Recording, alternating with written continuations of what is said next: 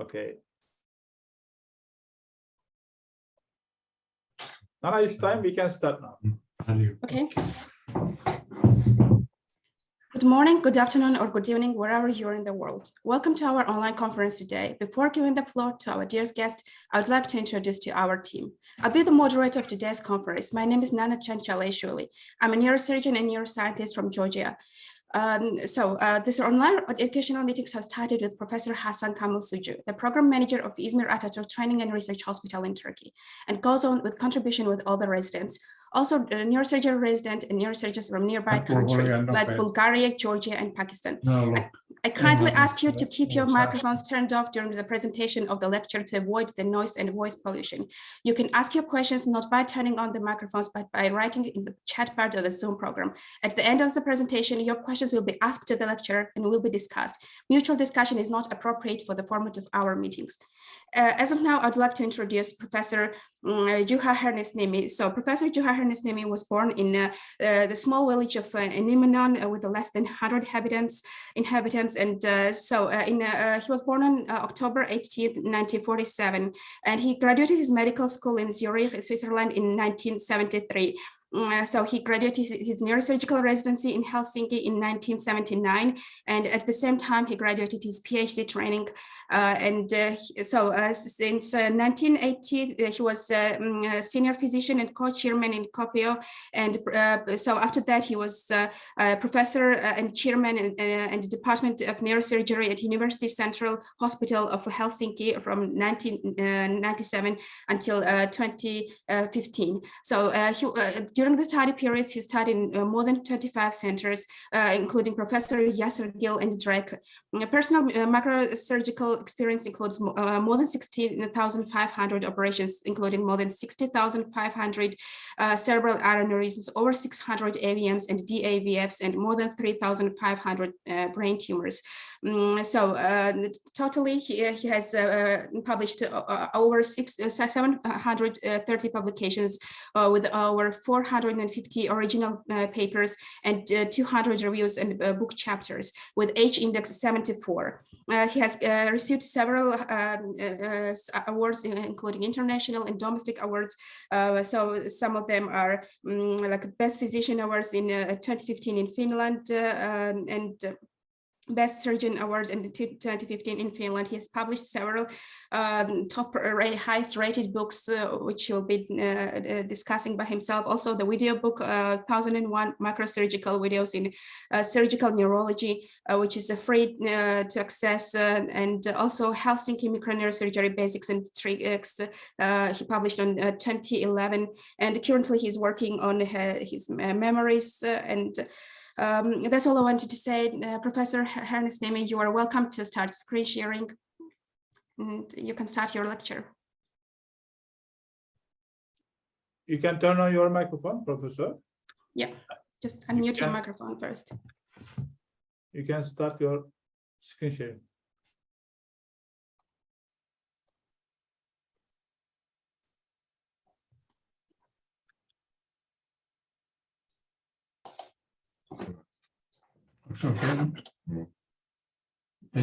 Okay. That. Also on the slideshow. Now it's okay? Yes. Yeah, perfect. Okay, this is my short CV. So I was born, like you said, Nana was saying, 1947. So I just became 75 years. I've been 50 years in neurosurgery because I began 1973, June 1st.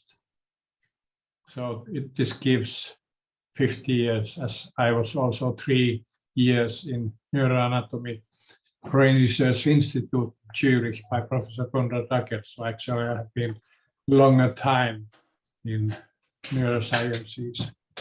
I'm trained in Helsinki. I asked Yaşargil in Zurich to be trained there. Why I went to study medical science in Zurich? Because I didn't come inside in Helsinki, so I went to Zurich, and of course that was extremely high level research, and there were Triangle and Yaşargil. I know them since 1966 when I began my medical studies there. I went with 18 years to Zurich and I saw these great men, and they were my heroes there. I wanted to train by Yaşargil. He said, yes, come in September. Then I was thinking, I heard that it is very rough training and very few finish their training. Two of my friends went for training to Yaşargil, one Finnish and one Swedish colleague. They stopped after 2 or 3 years, and other one became ENT and the other one became GP. So this was usually, so not many finished by Yaşargil. Why? Because it is extremely hard and strong training. You know the stories. I don't want to tell that. But then I came to Helsinki for training. It was, of course, totally different in Helsinki. 1973, there was no microscope. It was classical neurosurgery. After 2 years, microscope came, 1975, and I made my PhD on severe brain injuries, 1979. So I became specialist 1979, and I made my PhD on severe brain injuries. Then I was looking for a place where to operate as much as possible. And because I was the youngest one in Helsinki, so I got maybe 1 or 2 operations a month. And I was counting, I can never become a great professor and good surgeon with this number. If I have 50 operations a year, I cannot become anything. So I went to Sweden, Uppsala for some months, and then I went to Eastern Finland with Dr. Vapalahti. There was a new institute, and we were only 2, so we were every second day on call. And then what changed the life? Imaging came, computed tomography came, and because it was there were many neuropsychiatric institutes, so we screened all of them. So we found huge meningiomas, and then we began to do acute aneurysm surgery, and we were only 2 neurosurgeons, so I could operate a lot in those first years. And of course, when you are young, it takes longer. I could operate only 1 operation per day, and then after preparing very carefully, so I was, after 1 operation, I was so tired, I had to go to home, take a nap for 1 or 2 hours, and then go back to hospital. But then I learned, and then 1 week I made 7 operations. So I thought this is the limit of the human performance, 7 operations a week. I wanted to publish, but then later, with my experience, I learned I could do in 1 day in Helsinki, in 1 room, I could do 7 operations in 1 day. 6 aneurysms, 2 of them basilar. So this is how the experience is making you faster. So I became professor in Helsinki. I was 17 years in Kuopio. Between that, I went to London, Ontario, Canada, and Miami to be a fellow by Professor Drake and Peerless. And many times I visited also Yaşargil in Zurich. And these were my heroes, like also Konovalov in Burdenko, Spätzle in Barrow, and many others. So I became professor because of Drake and Peerless. They supported me heavily, and I made the book on the vertebral aneurysm. So I was more than 1 year in Miami. This was big suffering. I was working 18 hours, like my children were saying, father is inside the computer. I was not working on the computer. I was inside the computer because I was all the time working. And then we went to swim once a week and then eat good American pizza. We didn't have much money, so this was our life. Children went to big schools, and I went to Jackson Memorial Hospital, where Dr. Pierles was there, and all the time big fights. Dr. Pierles was heavy in sailing. He wanted always to sail. He would go 2-3 weeks sailing to Bahamas, and then he was 2-3 weeks away. And so slowly, all the admissions with basilar aneurysms, they finished, and then he moved to Mercy Hospital. So he was fighting with the old chairman Rosomov. So I learned also not to fight in the hospital. I learned a more clever way. I put my neurologist colleagues to fight for me and my families of my patients. So they were fighting for me.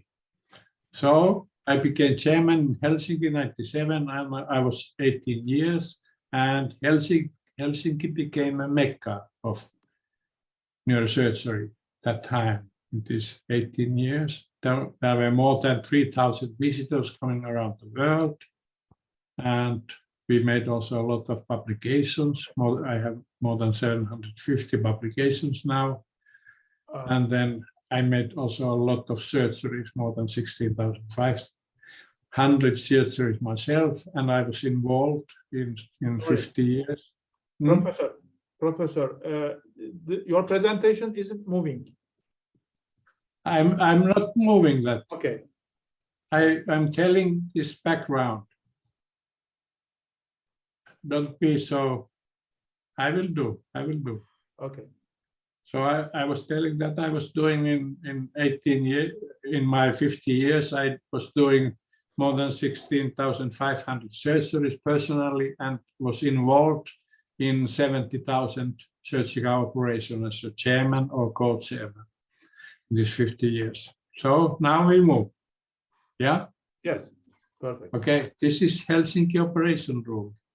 On the wall, you see where the visitors were coming. They were coming all around the world. Everyone was putting a needle on the world map. So of course Europe is here. Then Europe is totally full. Then somebody took the long spinal needle and put in his or her place. So we had all the time a lot of visitors, and I was also traveling all over here. Not North Korea.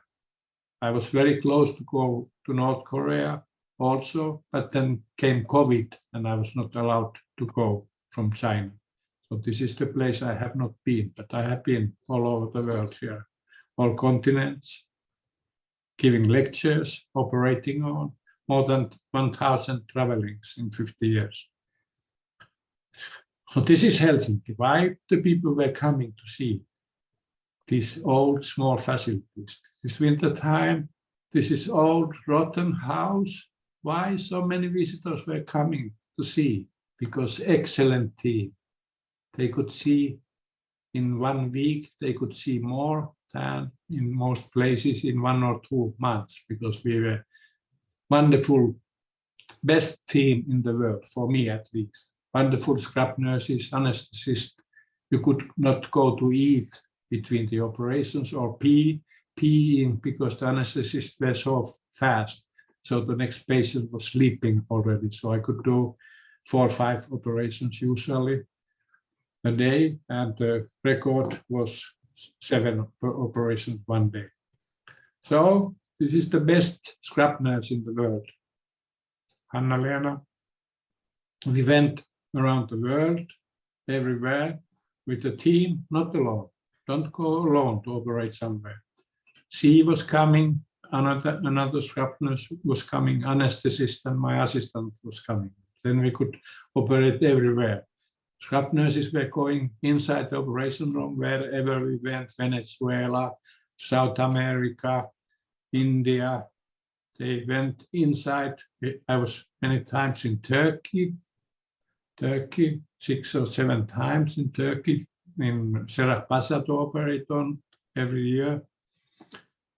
But there was Reza Dasti was there at that time, so he could manage, and I had Turkish scrub nurse. We could do very well, but then there was some fighting, and Reza Dasti had to leave Cerrahpasa. So This is old myth that neurosurgery should be endless and tiresome. When I began neurosurgery, operations began around 10 o'clock in the morning, and then big meningioma, it was ending in the night, in the hours of the wolf, big, small hours. And I knew when you were totally wet and full of blood, I was wishing that the patient died because you were tired and wet. So the big happiness when you could change your wet clothes, this was big happiness. And when the operations went all over the day, 12, 15 hours, you knew that the patient is invalidized or died. So this is how we did. We changed the word. Simple, clean, preserving normal anatomy. Clean means fast surgery. You don't make errors. You don't make bleedings. You have a good plan. I'm not operating very fast, but I have a plan. I have made in my head, brain, my plan, and I can operate very fast that way. I'm not trying to do extremely quickly, just have a good plan and then no complications during the operation. So this is 6 aneurysms a day, 2 of them were basilar aneurysms. This is the record. And I could use only one room. I was always opening myself, not traveling from room to room, like in Barrow or somewhere. Fellows are opening and closing and then just dip. I was always opening myself, positioning and opening myself. So simple, fast, clean, while preserving normal anatomy. This is the principle. And where is Finland? Finland is here, and we are in the same time level. This now 16:07. So this is Finland, most Northern European Union country. This is Russia, and China is here, where Nana is sitting. And I have been operating many times in Italy, Turkey, also Romania, Bulgaria, Russia, Portugal, and then in the Latin countries, all over the world. And this is, here I'm 18 years. You see, I see the future. You see that my eyes are shining. I don't know what is coming, but I look very happy to go to study. I didn't know what is coming, but this is how you see. It is good that you don't know what is the future. The future has been very hard. Zurich, we are soon coming.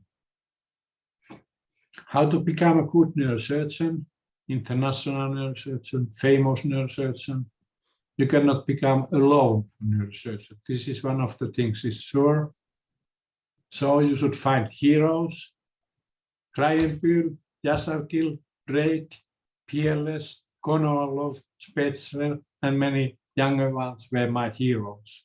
And then you have to have a mentor. What is mentor?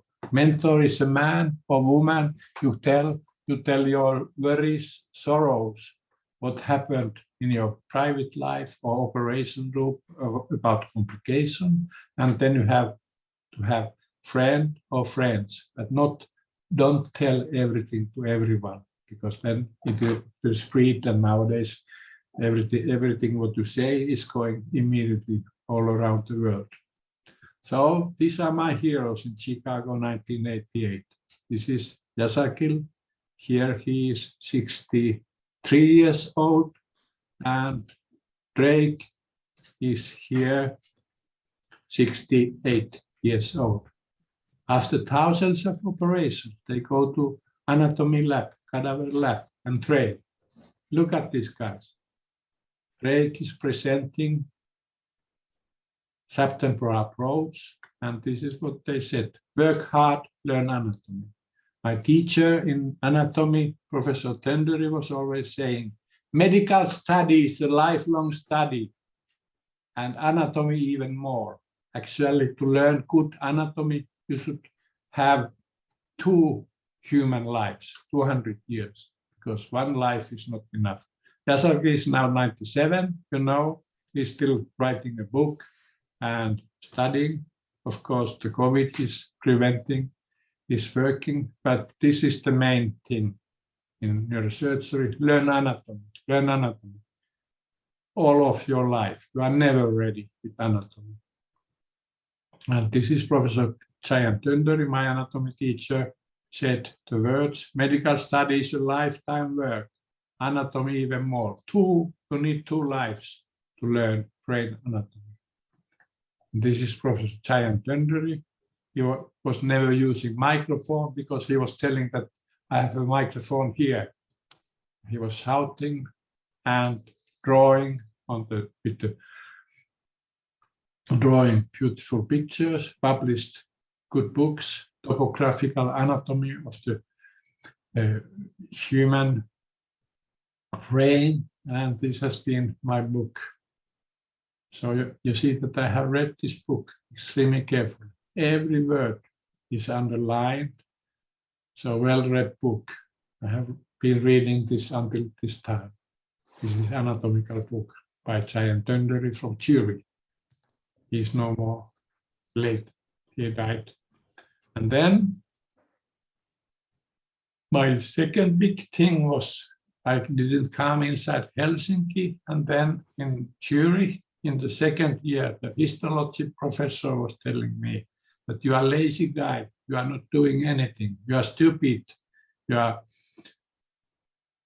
he was shouting to me, and then I began to work and learn, and I became one of the best students because I noted when I learn hard, then I will know the things. And then one day I selected Introduction to Brain Research by Professor Konrad Ackert. One lecture he asked if somebody wants to work in brain research, and I put my hand high, and he selected me and one arrogant Swiss student. Here is Professor Kavana from Tokyo. I learned English from him. He was not very good in English. And this is Miss Krupa here, she was laborant, and they were teaching me how to do. And what I learned, you see, this is 1969. I'm using the microscope, opening one, operating on rats and cats. And this is Professor Kavana. So I learned to use the microscope very early. Yaşargil came back 1967 from USA. So, but in Brain Research Institute, I have modern instruments, and I learned to use the microscope. And this is another picture, early microsurgery. You see good instruments and good microscope, so I could learn. And this was my first lecture in Leningrad that time. Now it is St. Petersburg. This is in the front of Pavlov Institute. This is the chairman of the Pavlov Institute. If there is any Russian, he or she should tell me the name of this old chairman. This is me, my girlfriend that time, Professor Hernesniemi. I had 8 slides, 6 minutes, and there were maybe 8 or 10 girls listening my lecture on anatomy, but I was very proud because they came to me and asked my autograph. So I was very happy about that and proud of my performance there in Leningrad, St. Petersburg. And this is Krajewski. He was the teacher of Yaşargil, lecturing 1971.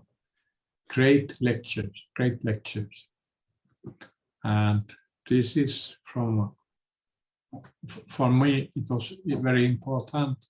Don't get seduced by money. So I refused to make any private patients. And even in China, they offered me $3 million if I go to a private hospital.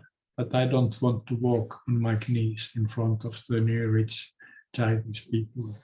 So this is very important. If you get seduced by the money, then you don't learn neurosurgery because money is more interesting. That's why many are doing spine. And this is my first days in neurosurgery. You see the hair style different. And you see I'm smoking there in the hospital. That time, 1973, you could smoke. But now in Finland, you can not smoke anywhere. In China, every man was smoking, or not every man, but 80%. And also in hospital, it was strictly forbidden to smoke, but people were smoking anyhow. And these were the professors, 3 professors of Helsinki, trained by Oliver Kruna. This is Professor Snellman, Gunnar Björkestein operator, and this was my chairman here as a resident, Professor Henrik Krupp. This is from 60s. So you see headlights, no microscope. This is microscopic surgery. They're operating on a meningioma here. But this were before me, the professors in Helsinki. And then I'm here a resident in Helsinki, and this is the house. The clock stopped to walk there, and when I retired, it began to walk again. So it was many years, nearly 50 years without walking. This was my mentor, Seppo Pakarinen. He was a good man, excellent man. I could tell all my worries. When my patient died, my first patient died, I have only one death on the table. It was a patient who was unconscious, and I was making tracheostomy, and the patient had some kind of reflex. And then I was running to Pakarinen, he was smoking his pipe, and I said, "The patient died, the patient died." And Pakarinen was saying, "Juha, we cannot do anything." And he was always saying when I had difficulties, "Juha, this is just mental training. This is just mental training. We have to tolerate all kinds of things." And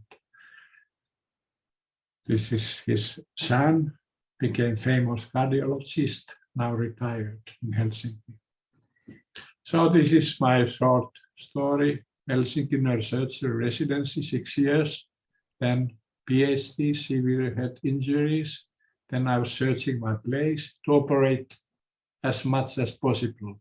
I was in Sweden, Uppsala, Helsinki, and then finally went to Kuopio, Eastern Finland, and I was 17 years in Kuopio.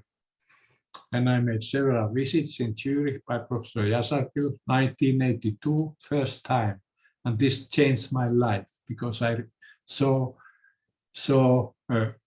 artist extremely high level, number 1, like Muhammad Ali or Mefti, Osama, what is the sprinter, Osama, the Jamaica sprinter.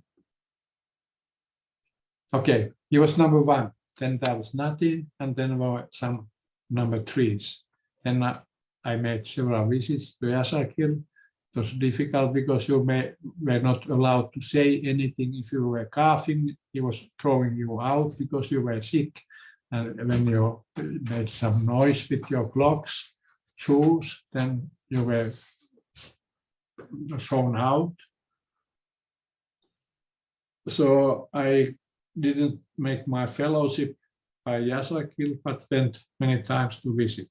But then I went to London, Ontario, Canada, and I met Professor Drake and Peerless, and I made my fellowship there.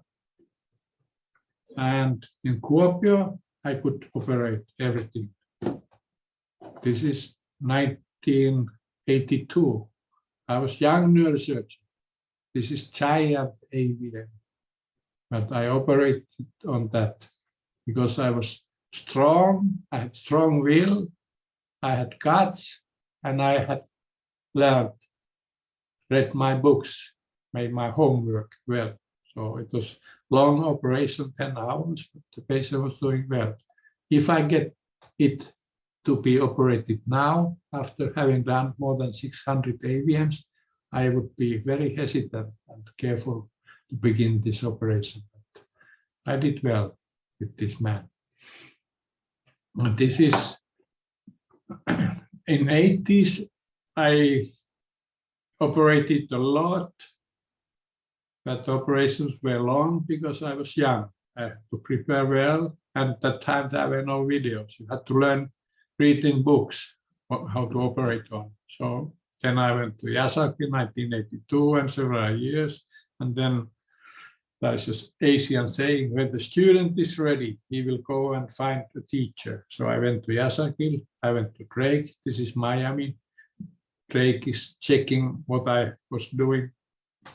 I was studying all the vertebral basilar aneurysms, close to 2000, put them in computer. And this is Yaşargil, this microscope. It was like miracle when I saw it first time. There's the mouth switch, and it was balanced. You could operate beautiful, and this is Yaşargil. So it was like miracle to see. Usain Bolt is the sprinter, the great sprinter from Jamaica. Yaşargil was that time like Muhammad Ali or Usain Bolt, #1, and no one else there in the world. But then this is the mouthpiece. I don't know why the people are not using. I have been around the world. I say that less than 5% of the people are using the mouth switch. Why? I don't know. Because if you use the mouth switch and you're operating standing, so you cut the operation time 40 to 50%. This is certainly true. So I'm very fast to operate on. My record in operating from skin to skin, MCA aneurysm, is 25 minutes. And then, because we couldn't speak anything in Yaşargil operation room, so we went to restaurant, usually restaurant Weiser Wind in Zurich.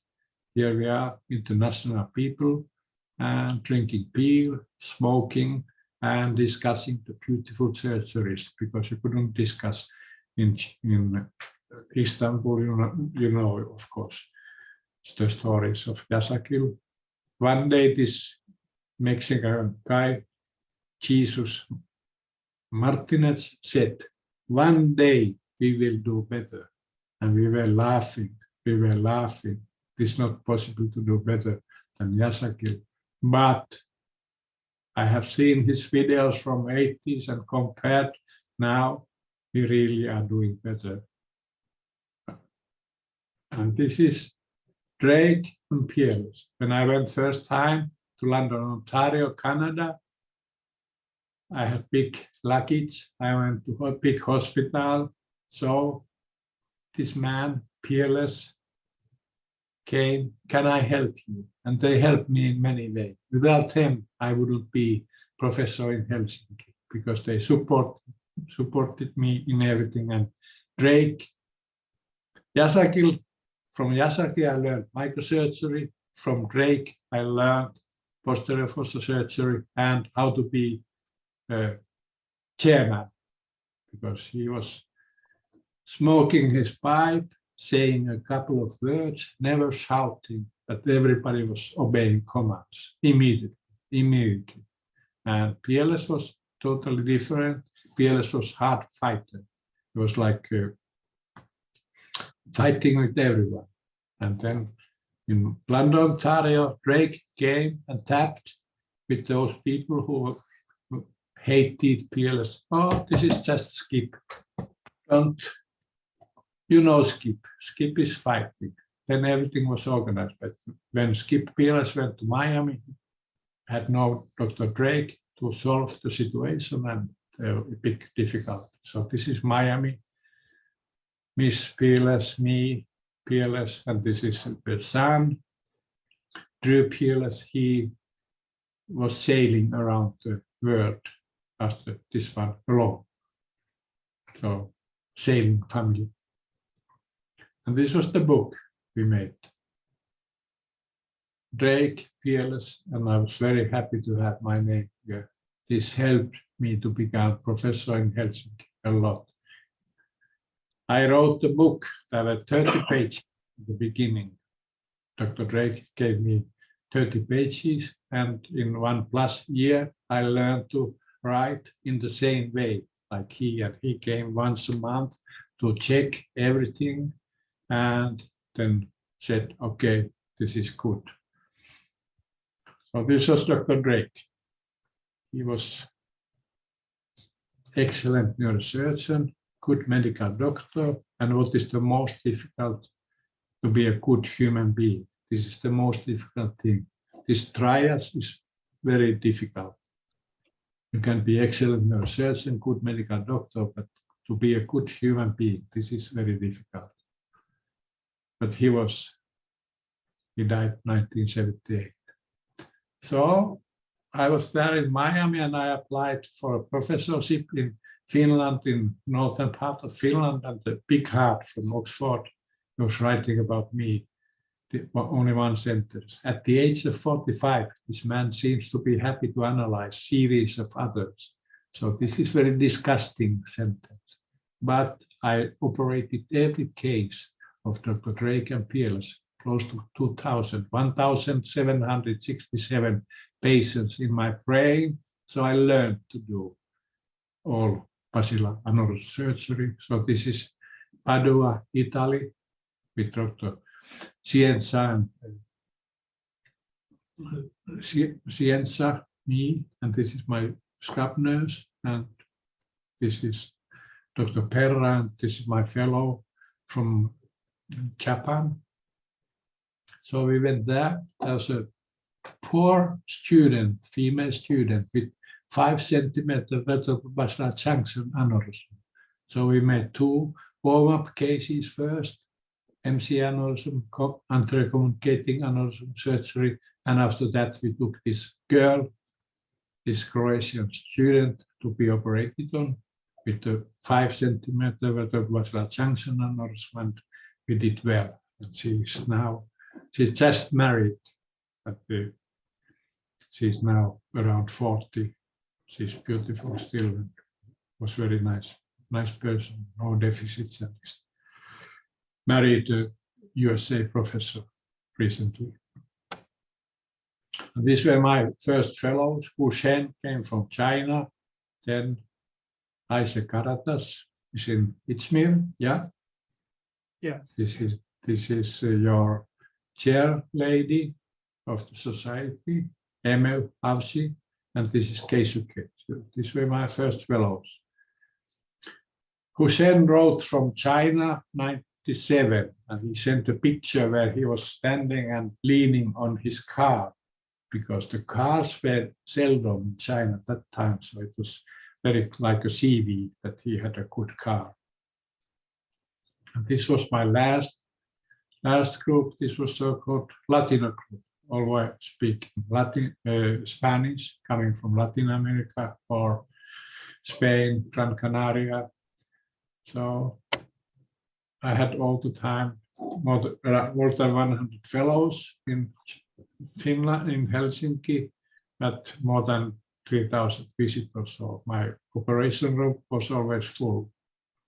And this sentence we wrote in the book of the vertebral aneurysms. Every man owes it as a debt to his professor to put on record whatever he has done that might be of use to others. And this is very important to publish your important cases. And in China, it was impossible because they didn't have any English skills. Less than 5% were speaking. So this book we published 12 years ago. It is translated in many languages: Chinese, Thai language, Portuguese, Spanish, and so on. This is a very good book. It tells the basics and tricks, and then there are good stories at the end of the book. So I don't know if you have seen this book. These are still available, and it is free in internet if you want to read. Like my videos, 1001 videos, they are free in internet, except China. China is closed. You cannot see them. And this is 2001. Professor Yaşargil came first time to Helsinki, and this was my chairman. in neuroclinics. Kaste, this is sucrosacral, and me in June 2001. This was maybe the most important day when Yaşargil came after Scandinavian Congress to Helsinki to operate on. So then we began to fly high, and visitors we began to do live courses 20 years, and we became more and more popular. So this is Yaşargil teaching 2003 in Helsinki. And Yaşargil operating on difficult trigonum meningioma. He's here. Yaşargil is born 1925, so he's here 78, but he was doing hard gymnastics. This is Miss Kivipelto, our first female neurosurgeon following. Hussein was a great artist. He draw a picture of our operation room, and what is special in this picture, we cannot see it bigger, but with Chinese eyes, everything in the operation room looks that they are Chinese. Here you see, this is Miss Yaşargil, Professor Yaşargil, me, and these are our scrub nurses. They look all Chinese because the Chinese man is looking. So we are looking the level different. So I was opening, first year I was opening to Professor Yaşargil that he was operating on, and then I was closing, and Miss Yaşargil was assisting. This is who said closing for Professor Yaşargil 2003. So we had live calls all the time. Since 97, more than 3,000 visitors came. Icons like Yaşargil, Konovalov, Dolens, Almefti, Spetzler, Guglielmi, More. So many came. We had all the time situation like that, 15, 20 people in the visitors. In the beginning, people were saying they bring infections. And the trick is don't have both doors open at the same time. Only one door open. If you have both doors open, then you get infections, but you have to have only one door open. So always 10 to 20 people watching my surgeries. And once I came from holidays and there was no one, so I felt very lonely. How can I operate here? Because there were no visitors. So, and this is my successor. It's very tall, and this is the smallest scrub nurse in Finland. So what changed? When I began my neurosurgery in 1973, I had 750 operations. Then when I left to Kuopio, 97, 1,700. And then when I retired 2015, I had to retire with 68. So 3,500 operations a year. And what changed? Imaging, CT came, MRI came. And then we had microsurgery, we had more neurological resources, more imaging. Every hospital had CT or MRI, and then lifetime was by far higher. In the 70s, we were forbidden to operate anyone who was more than 60 years. Strongly forbidden, and attitude has been more active. So, and I didn't like anyone to ask me before the operation. But after operation, this is the best moment to discuss the surgery, because you are full of adrenaline, you have the flow situation, then you are explaining very well. In China, I was explaining, but they didn't understand because they didn't speak English. So the society has changed. There's heavy control of the surrounding society. If you have a complication today, in 1 hour, all the world knows it because you send with your cellular messages. All the world knows that you had a fatality or difficulties. So you cannot continue nowadays with the flow of complications and poor surgery. This is important because all the world is following you. If you think that you are operating alone, this is nonsense. And this is important. Complications are no fates. They are mainly caused by lack of skills and or knowledge. There is a saying, shit happens. USA people are saying many times, shit happens. This is nonsense. We are doing poor surgery. Shit happens sometimes, but it is not an excuse. So quite frankly, if open microsurgery wants to survive, you have to be good and efficient in front of endovascular surgery, in front of radiosurgery. You have to be good and efficient in both ways. So how to learn? Learning anatomy. I told you need 2 human lives to learn anatomy. Well, nowadays you can see videos and operations. You should assist a lot and discussing after operations with the operator. In China, they came to tell me that you are doing wrong in the beginning of the operation, criticizing my incisions and so on. It was terrible. They are rude people. Then you begin to do your own operation, and you have to spend a lot of time with neurosurgery. In the European Union, there is a limit of working, 38 hours or 40 hours. With 40 hours working a week, you cannot become a good neurosurgeon. This is true. So, and if you want to learn to anatomy, you should go to places where you can do cadaver surgery. I have not done very much, but I have done in some good places like Little Rock, St. Louis, Zurich, Helsinki, Berlin. I don't like the consistency of the cadaver brain, so I learned more on the living brain. And then you should have good mobile microscope. Now they speak about exoscope. I don't know if you have tried that. I will not learn anymore because I'm told that those who are using the mouth switch, they have difficulties to learn the exoscope. And I have used mouth switch since 1982, so I'm very, very fast. Then there's a good audiovisual system. You can save all your operations, and that's why we have 1,500 videos in internet, free to see, 1,001 Hernesniemi to search, and then you can edit them, and then you have this exoscope. I will not learn anymore. This is my limit. I swear I will not learn. And then you should use short instruments. In China, they are eating with chopsticks, so they operate very long, use very long instruments, but this is not good. This is not good. You have to use short instruments.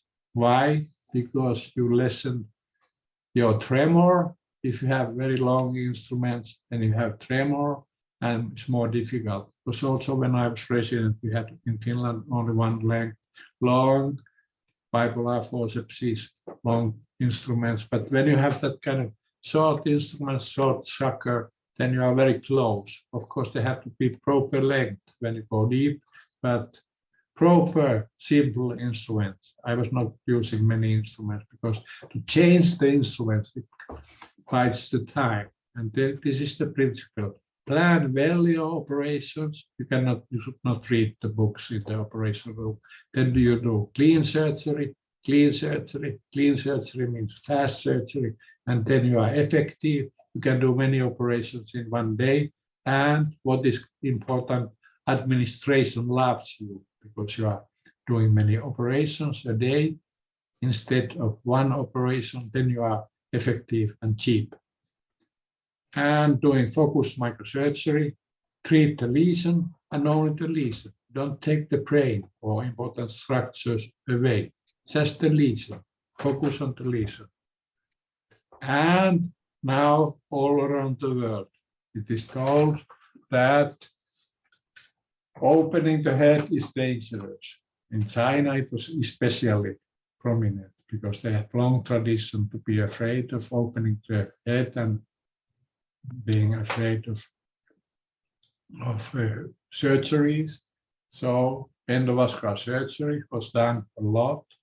Now also, when I finished in Helsinki. Helsinki is doing 65% of the aneurysms by endovascular surgery. So the skills in microsurgery is going down. I did 6,500 plus aneurysms with microsurgery. I never did endovascular surgery. I was a good friend of Guglielmi. Guglielmi said me, his sister, I can show next week videos, sister to be operated, his relatives to be operated on, because you cannot treat everything by endovascular means. You can push something inside aneurysms, but they come back. And then what I learned and developed was lateral supralateral approach, LSO, since 80s. Why?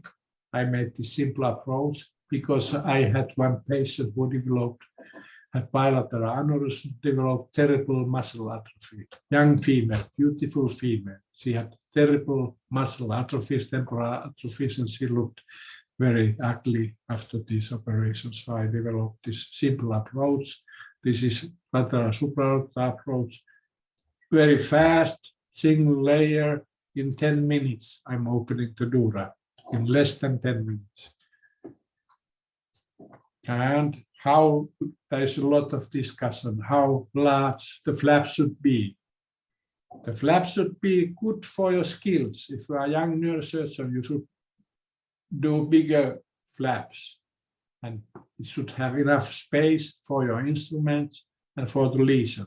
If you are competing how small opening you can make, the patient is in danger. Surgery is not sports, but all the time you see in LinkedIn or Facebook, they measure, oh, I could do the tumor through 2 centimeter, 2.2 centimeter opening. This is nonsense. This is nonsense. Make a good flap. This flap is around 4 centimeters. This is enough for me because I have done so many times. And then we had extremely good anesthesia.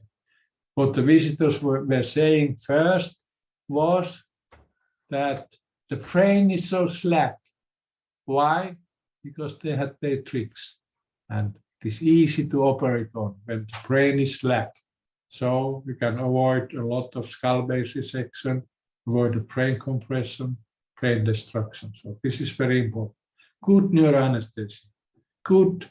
Never fight with your neuroanesthetist. I was in Latin America to operate on. I told something to anesthetist. He told me, take care of your things. I take care of mine. This is nonsense. We are a team. We are 6 people playing on the operation. And then head high. Why? To reduce the bleedings. Reduce bleedings. We didn't reserve any blood in Helsinki. Why? Because we had to we could get in 2 minutes, we could get blood. In China, not. It was big hospital, second largest in the world, so it took a long time. So in the beginning, they were reserving a lot of blood. Also in Helsinki, when I was resident, 4 units for AVMs, 2 for aneurysms, but I stopped reserving blood in Helsinki. And then I'm using very high intensity of light. You have to be fast as the microscope cooks the prey. That's why I'm moving all the time with my mouth switch, standing, moving. My teacher, Professor Trupp, was telling me, don't move, don't move. But I didn't obey commands, so I went away and I was moving a lot. Since 80s, I have used glue in skull base and tumor bed, and hot drilling with diamond drill to stop the bony bleeding. This is a very good trick. Without rinsing, you can stop every bony bleeding. And then what I have done since 2007, using the highest magnification, 14-15 in Pentheron microscope. It is difficult to operate with the highest magnification because it's more difficult to bring your instruments there, but your results are better. And this is China. You see, they built a copy of Helsinki for us. They invited me and my team to Chengzhou to operate, and this is Chinese scrub nurse, Ping Chen, and me operating on, and she's looking on the screen. She could speak English, but we didn't speak anything because she could see and the instruments were just coming.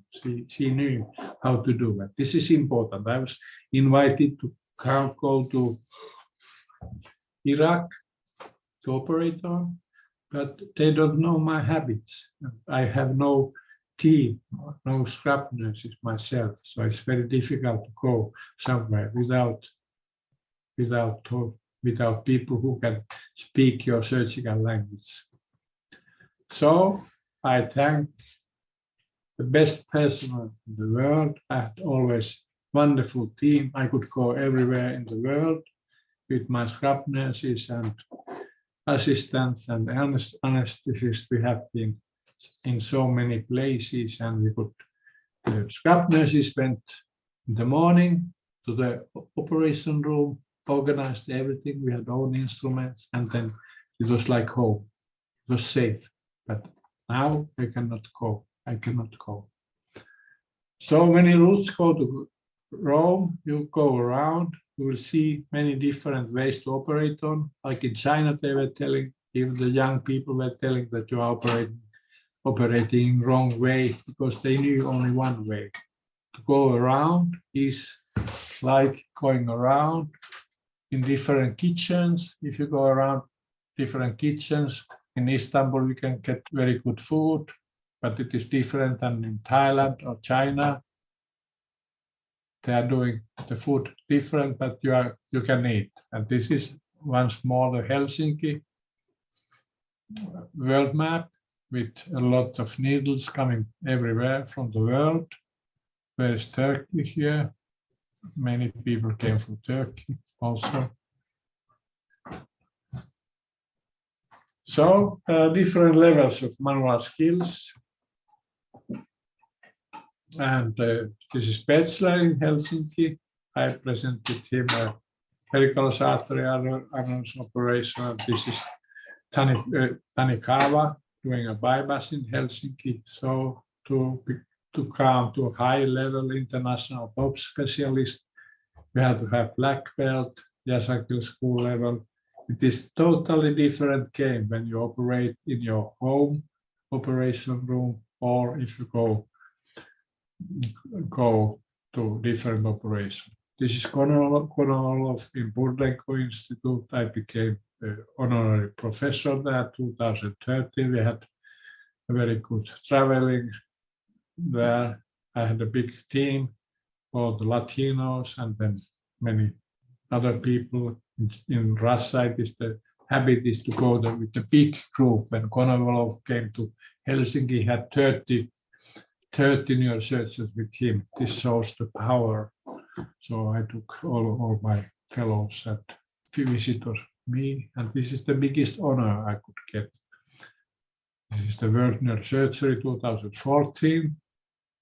And here are 70 neurosurgeons, most important neurosurgeons in the last 100 years. And I'm here in the north. So this is the biggest. There are also Turkish neurosurgeons. You can find that this is 2014. So this is the biggest honor I got. I got many prizes. So how to do good microsurgery? Only training makes a master. In the first year, usually you are nervous. You have to eliminate the tremor. If your tremor is not disappearing, you should go do something else, to go to neurology or psychiatry or endovascular surgery. And then you should analyze your experience. You should have like a day book. And what I was saying in China, learn English and publish. In China, beautiful cases, huge flow of difficult cases like Yellow River. They were coming and rare cases. I said, we have to publish, but no, they were happy to eat breakfast in the morning, lunch, and then dinner, and then going home, and no publication. It is a pity, and China is now getting more restricted. So I say always, neurosurgery is not different from sport, soccer, playing instruments, painting, learning new language or writing. What is needed? Hard training, hard training. Talents, 10%, hard working, 90%. This is the old rule. If you train 10,000 hours, you come to the world top in sports. And this is my rule. If you have been 10,000 days in operation room, then you are at your best. This is around when you are 60 years old and you are physically good condition and you have large experience. If you think that you are good, then you have done 100 cases. This is nonsense. You have to do 1,000 repetitions. Then you see all the difficulties. And go outside of your comfort zone. Look, I don't know why that is coming here. Can you see this? What is written here? Look at, I cannot see what I write. Look at East and West. Look all around. Japan, China, Korea, India, Russia, etc. In these countries, there's big competition, devotion, and high number of cases. Go somewhere to learn.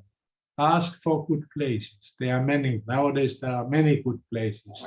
It's not so like in 70s or 80s that only Yaşargil do good microsurgery. Now, all over the world, wonderful microsurgery is done in Turkey, in Russia, Thailand, extremely good surgeons, and China, wonderful neurosurgery is done, but they don't publish. They don't publish. This is a pity because they have huge number of experience.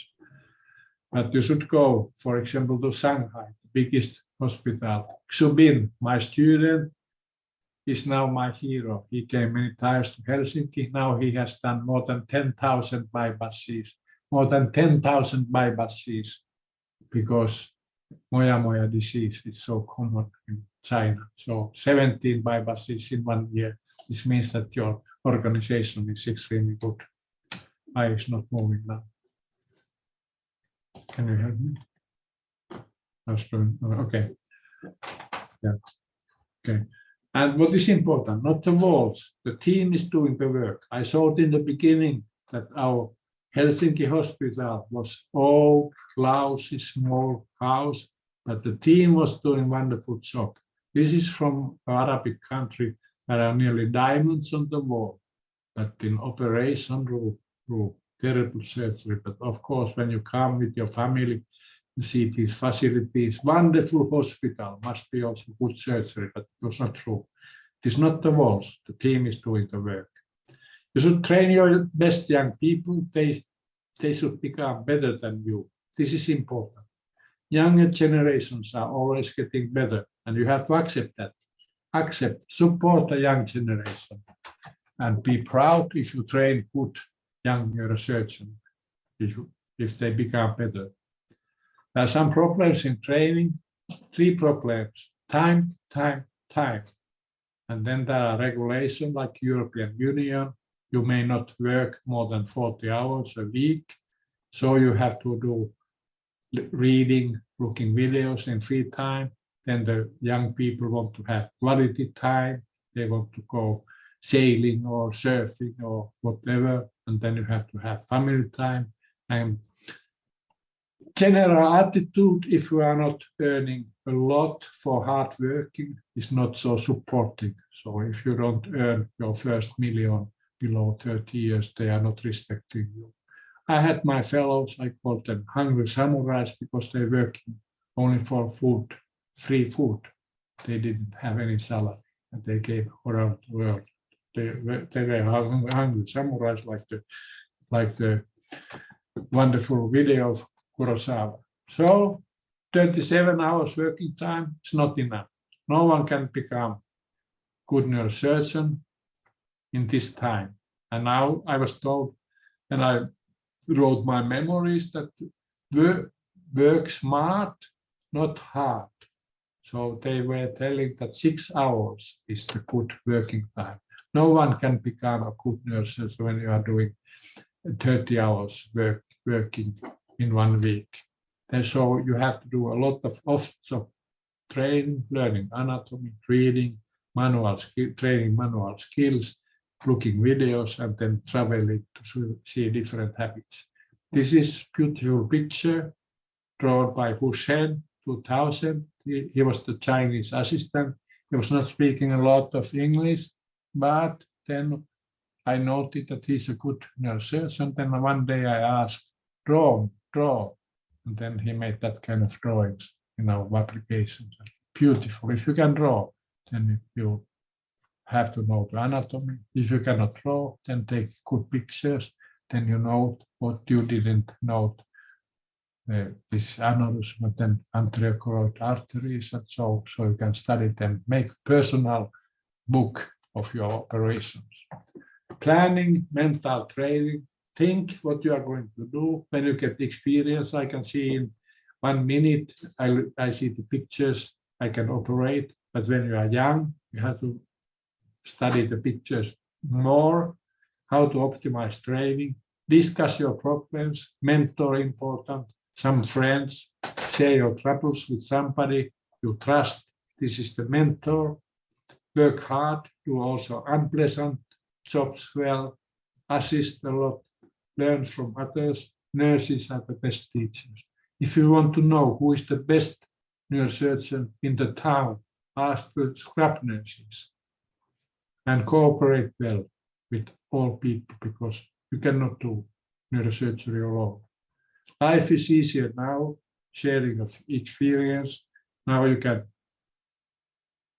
frequent and easy traveling is strong, because during the COVID time you couldn't travel. I was 3 years stuck in Chengzhou, no traveling around, not even in the close cities. But we were giving webinars with Zubin, translated simultaneously in Chinese, and internet is full of knowledge, but you have to be critical. Many patients come with a lot of information from internet. Now we have improved audiovisual techniques in the internet. You can find beautiful videos, operative videos, better training, and live surgery courses go down. Helsinki stopped live surgery. We were very popular because we were operating so many cases, and I continued open annual surgery. So many people came to see because I could operate. With Isaac Karatas, we did 1 week, we did 15 or 17 aneurysms. And Isaac was crying at the end of the week because he closed all the wounds. So these are the problems in training. Trainee personality might be not good for neurosurgery. If you are not social, you cannot manage with other people. If you don't, your attitude might be wrong.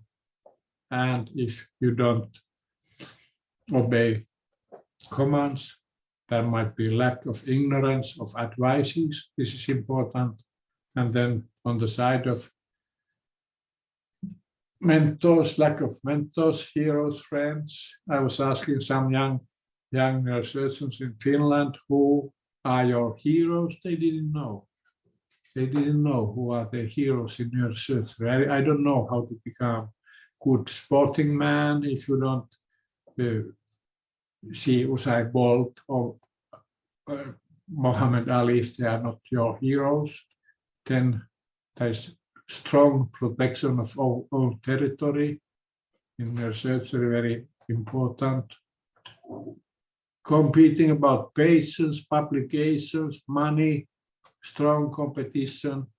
We are like bunch of wolves, biting if somebody is weak. Training is lifelong. Learn to use your time, optimize your surroundings to have enough time for neurosurgery. Learn from history and surroundings. Listen to your teachers, but don't believe everything. Don't believe everything, because if you believe everything, then you don't change the world.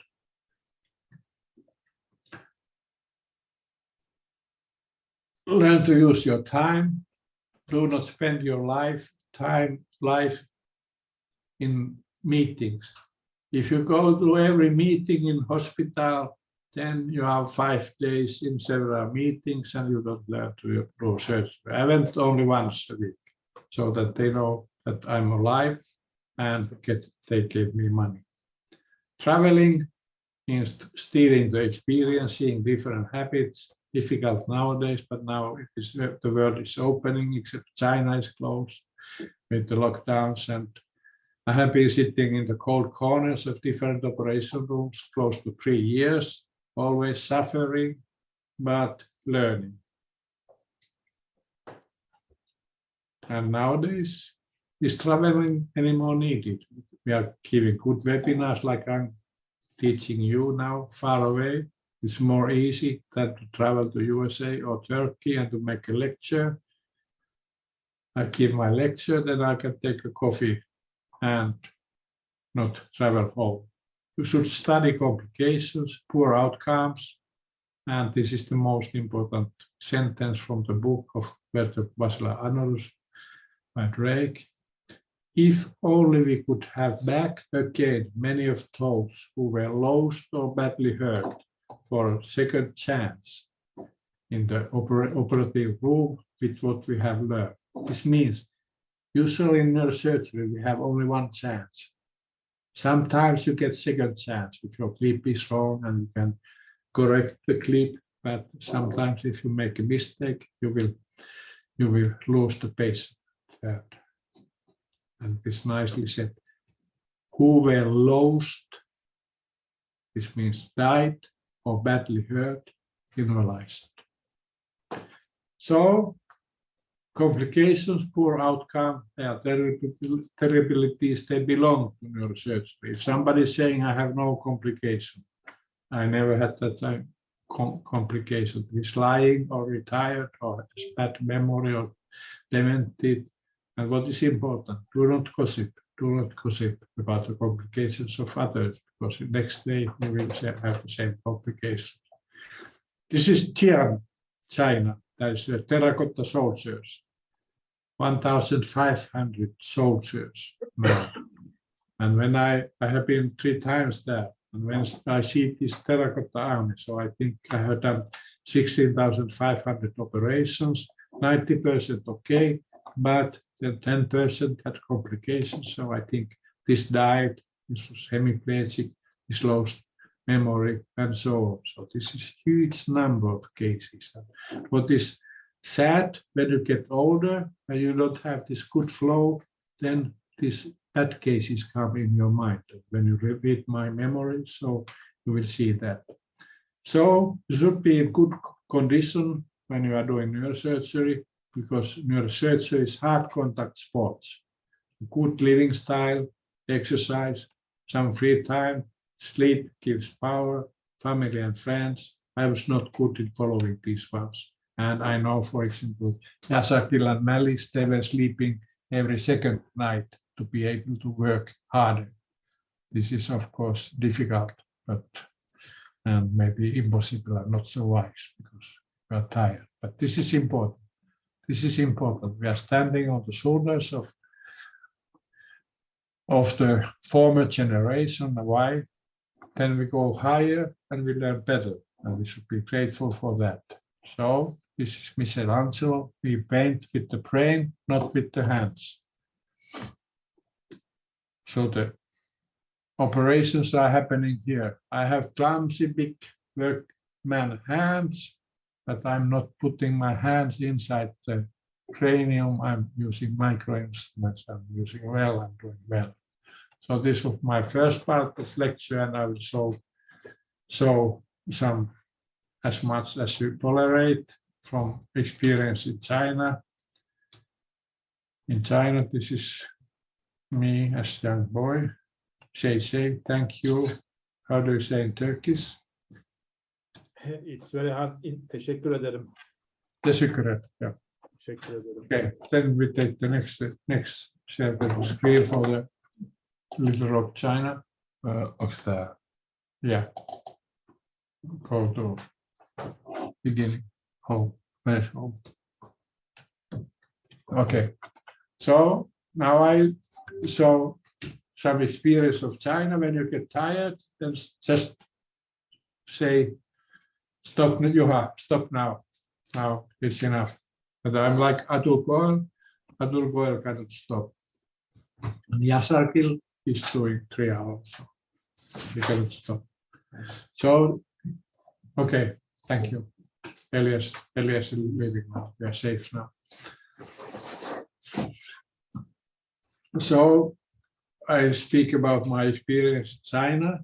Why in China? Because 2015 I had to retire because I became 68 years old. This is the law in Helsinki. As professor and chairman, you have to stop at this age. So I was thinking what to do. I tried to go many places. I was in Latin America, in Peru, in Indonesia.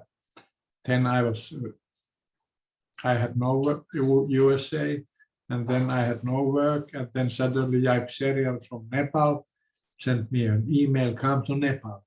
And then I went to Nepal for 1 year. And after that, I went to China. So my whole life is here. Born in a small village with less than 100 people, ending up in the largest country of the world, China, with 1,410 million people. So this is my life. I could show only this slide and say, ready now. So this is China.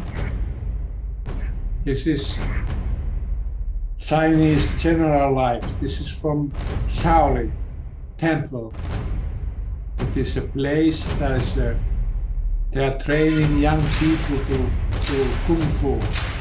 They go take young people to train Kung Fu and go to school and learn to fight. This is the Chinese way. I have been there many times. So the singing is different there. Chinese authorized very good for me. The Chinese enjoyed that. I don't understand the writing, but they are excellent in doing videos. The video skills they are usually beautiful. This is they are showing here regular life.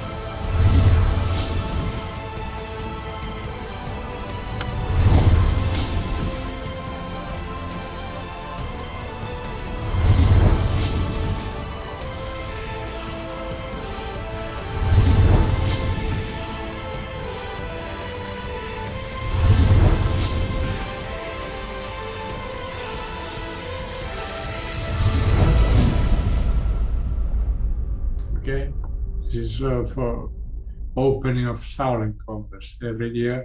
Shaolin Congress, and this is my life. I explained already this slide, and this is my father. This is 1923. You see, extremely poor family here. And look at my grandmother, my grandfather. They are around 30 years old here. 30 years old. They look like 50 or 60. Big suffering. big times of depression. Everyone looks sad. And this is my father's, so 1923, and harder times were coming. I was born in this cottage, 1947. And this was my family, 1950. It's me here, my brother, my father was 5 years in World War. Then they married. And I was born here in the western coast here. And I went to school here in the countryside, Rovesi. And I was working, this is Eastern Finland, Kuopio. And this is Helsinki, where I was chairman. This is Russia. This is Russia. Russia, so now with Russia we have been enemies 1,000 years, and it continues. So, and this is when Yaşargil came 2001 Helsinki. I repeat some slides. So this is my chairman in Neuro Institute, Yaşargil, Şükrü Saklar, you know him, he's a Turkish, was with Yaşargil there. This is me 2001. And this is 2001, I'm operating on a basilar tip aneurysm. And this was first operation I was presenting to Yaşargil. Now, of course, we understand the big stress when world #1 is coming to see your operation. But I did well. And actually, I did extremely well that Yaşargil made big eyes. I clipped the aneurysm from skin incision in 45 minutes. I had to clip it the basilar tip aneurysm. Yaşargil went then home to Little Rock, USA, and he was telling Hernesniemi is clipping in 40 minutes. But then the time became less. Hernesniemi clipping basilar aneurysm in 30 minutes. Go there. And Yaşargil was like making advertising. Here he's looking. He was saying that he will be quiet like my shadow, but in 1 minute he was giving advice. Couldn't be silent, but I didn't listen. I didn't listen. I closed my ears. This was my patient. I'm operating on my patient, so I take the responsibility. I didn't listen to him at all. This is Yaşargil, Helsinki 2003, Hussein, Yaşargil making team in operation room. This is Vinko Dolens in Helsinki. This is Tani Kaava, great bypass surgeon from Sapporo in Helsinki. And this is Vygotsky, the Professor Smedek, my good friend from Western Germany. He visited me 2 or 3 times in China. We were eating scorpions. They were very tasty. He died last year, unfortunately. He was a good man, good friend. And this is from Taiwan. This is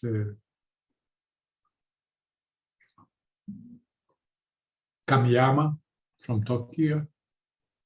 Sanford Su from Taiwan. This is Fitri, anesthetist from Indonesia. These other ones, I don't remember the names, but he's good neurosurgeon trained by Ali Christ in Little Rock. Was also in China when you could travel, but then China was closed. So this was my present and future. I should be now in China. I had a 3 years agreement beginning March 1, but what came then? Ukraine war stopped the flights, direct flights over Russia, and then the pandemics in Shanghai.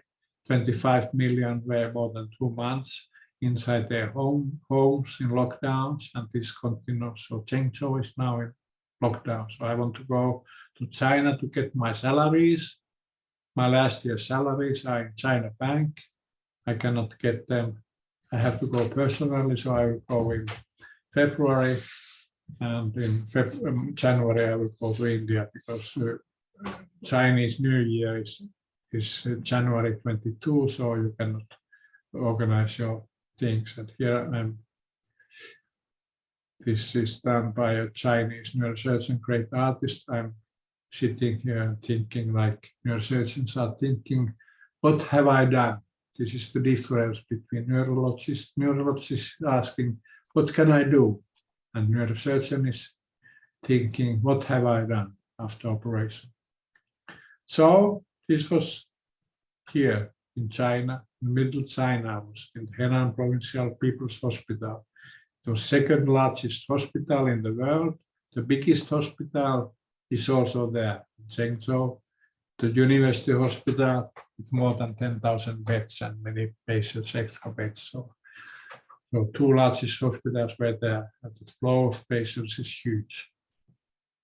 So this is Subin, my student. He came many times to Helsinki and then has done more than 10,000 bypasses because the Moya disease is so common. So extremely effective team. Record is 17 bypasses in one day. They travel from room to room. And this is Hu Shen. Now, my first fellow, I visited him in Shenzhen. He was chairman there and now retired. Looks the same. This is from Harbin. We went to Harbin to operate on. This is close to the Russian border. And they were too polite. I didn't see the tigers in Harbin. They told that you are tired after a long flight, and I didn't see the tigers, so it was big pity. But the pandas in Xinjiang, I saw the pandas are beautiful animals. There was a TV program in China showing 24 hours, only pandas, their life. They have no mental stress. They are relaxing. This is how the poor people were inside the hospital, the families. All the families were there. The patients came with the families. The rich people could take a room, but the poor people were all the time there. And this is Yaşargil and Salona in Nepal. Very nice couple. They took very good care of us and had wonderful time there. Now Yaip is in India, in Krishna, so they moved to their home country. Yaip was recently in Timen in Russia to lecture, and this is Yaip's birthday in Nepal. This is Yaşargil, this is me, and this is Fitri, anesthetist from Indonesia. She came with us to China, and this is the Nepalese group. So, 2017, I had severe gastrointestinal bleeding. I was invited to Uzbekistan when the Uzbekistan dictator had subarachnoid hemorrhage, so I was asked to go there to operate on, but he was brain dead, so I didn't operate on. Then we were coming back, and then my fellow came to visit me in my home, and then I suddenly fell unconscious. I was vomiting blood, and my hemoglobin was 48, and I said, no, I don't want to go to hospital, but my daughter and Johan from Peru, they forced me to go to hospital with hemoglobin 48, so I had severe bleeding from gastrointestinal bleeding, and then I got 10 units blood, and then I had endoscopy, and they stopped the bleeding and found also giardiasis coming from Peru. And then I asked the doctor, asked me if I can go to Congress in China, and after 1 week after this nearly fatal bleeding, I was in China, and I met those people from Henan Provincial People's Hospital, and we made an agreement. I said I promised to go to Nepal for 1 year, but after that I will come to China. So this was agreement, and then This is President Gu. And this is, in China, they make very high with music, these agreements, and a lot of photos and music and videos are done. So I made an agreement. I went to make a live course in China. I operated 17 patients in 3 days. And then I went to China. This is Xu Bin. This is the world champion in bypasses, more than 10,000 bypasses. If you want to learn bypasses, go to him.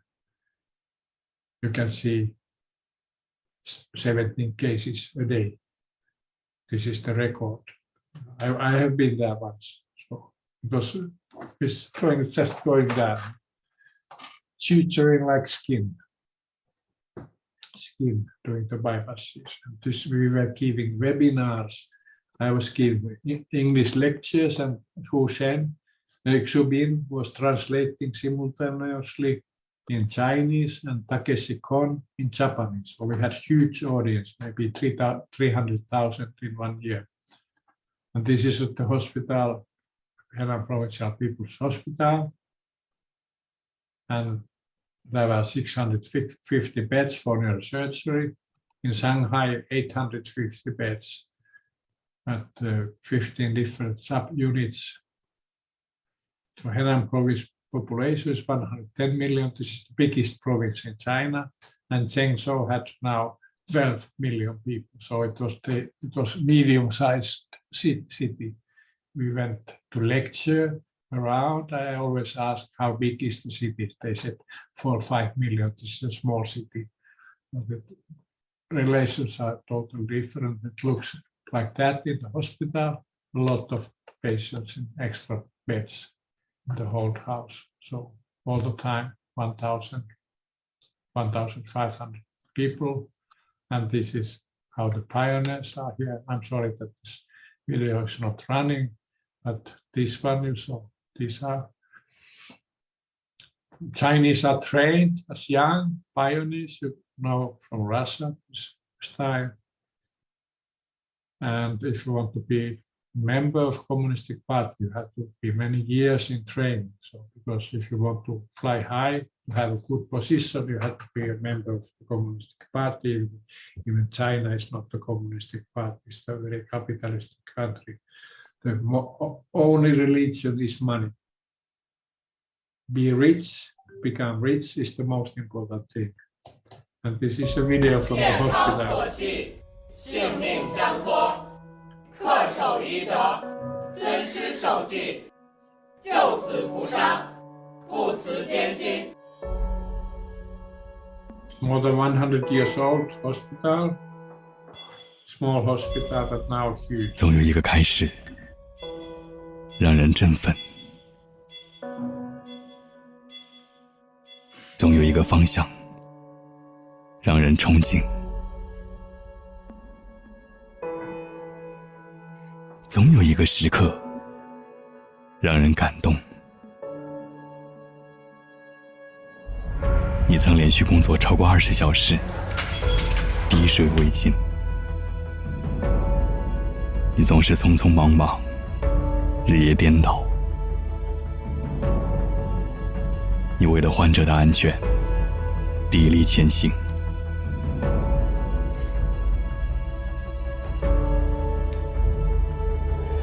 但不尝苦，何有堪？风雨后便是晴。当哨声响起，你再一次选择责任与担当。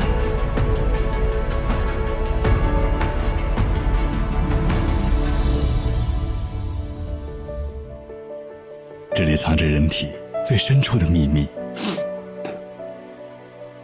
这是人类试图用人脑医治人脑的极限挑战。洞悉病灶，精准定位，大脑在全新的秩序里焕发新生。药瓶、磨钻、斜刀、刀丝、支架，它们也许乏味、枯燥，而又缺少美感。然而，一旦被双手触摸，它们便不再冰冷。而当激情与智慧注入其中，它们也便有了灵魂。在同一条追梦的路上，我们互为榜样，相互滋养，倾听彼此心中坚定而清晰的声音，脚踏实地，携手扛起责任与担当。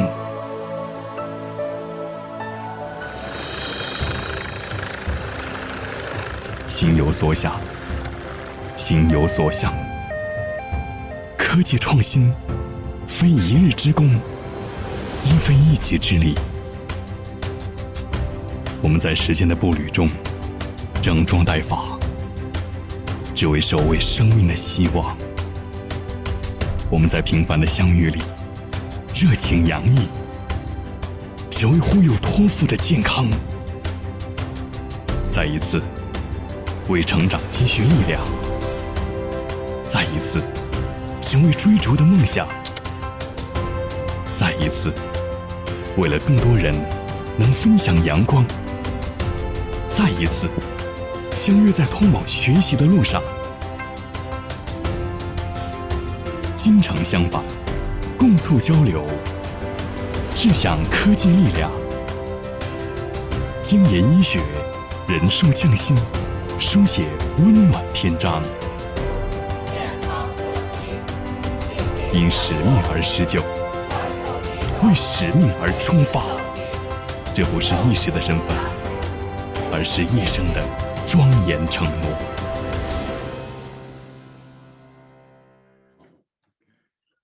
I try to run, so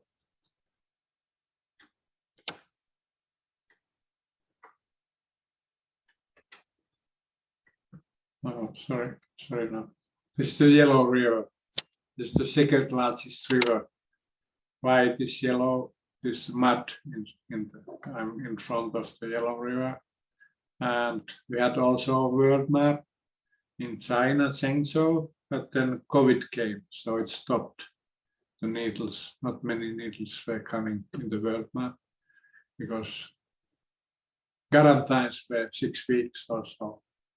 This is China, and here I'm doing the same. Then Yaşargil, making gym. Why? The patient was in sitting position, and suddenly the anesthetist put the position down.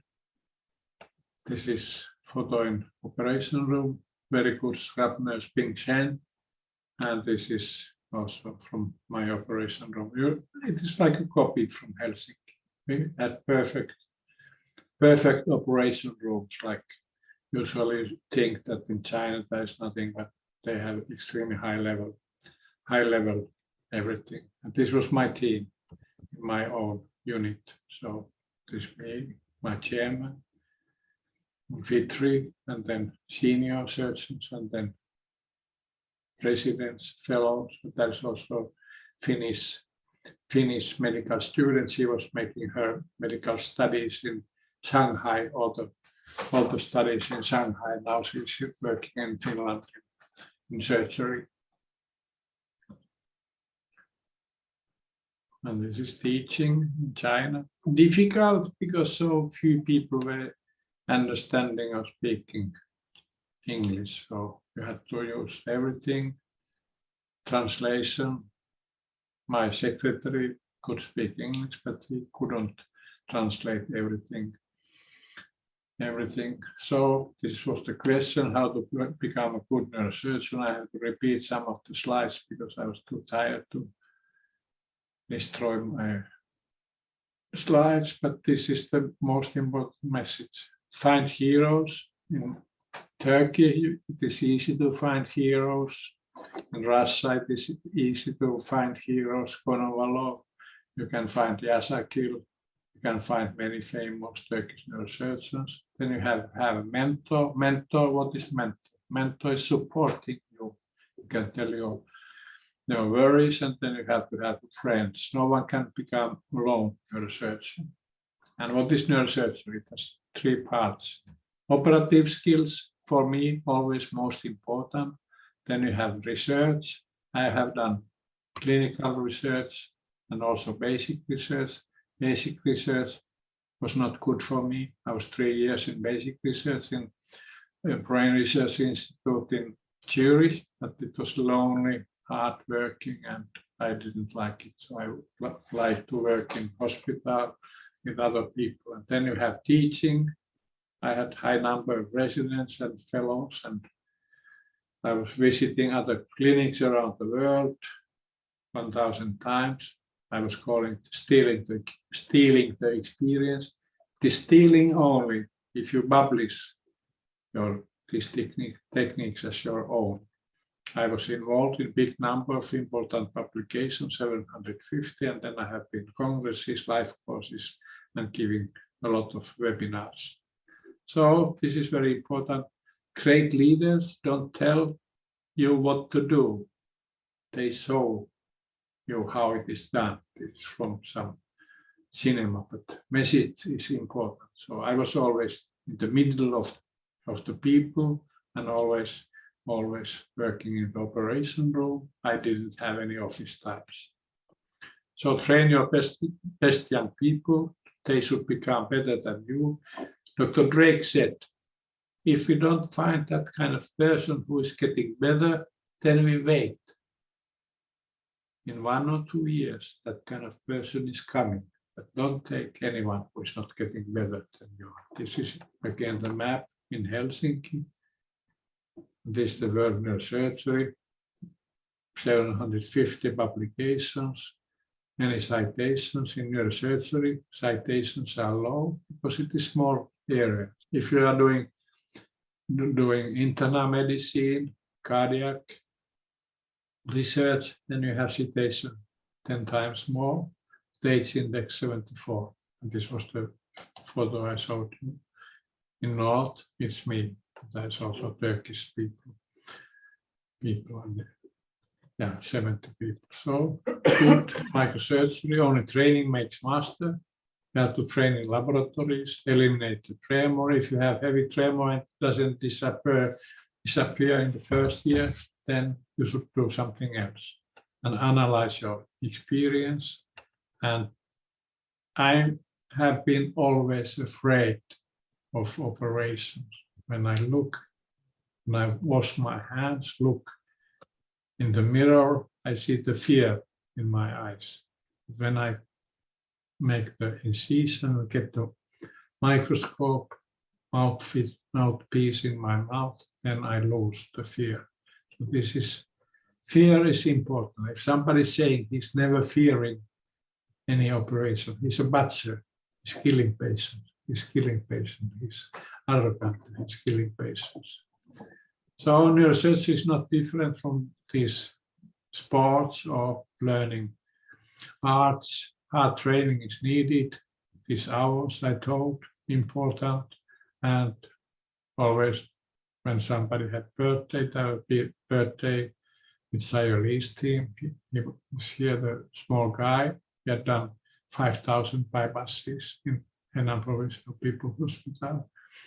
And this is the administration.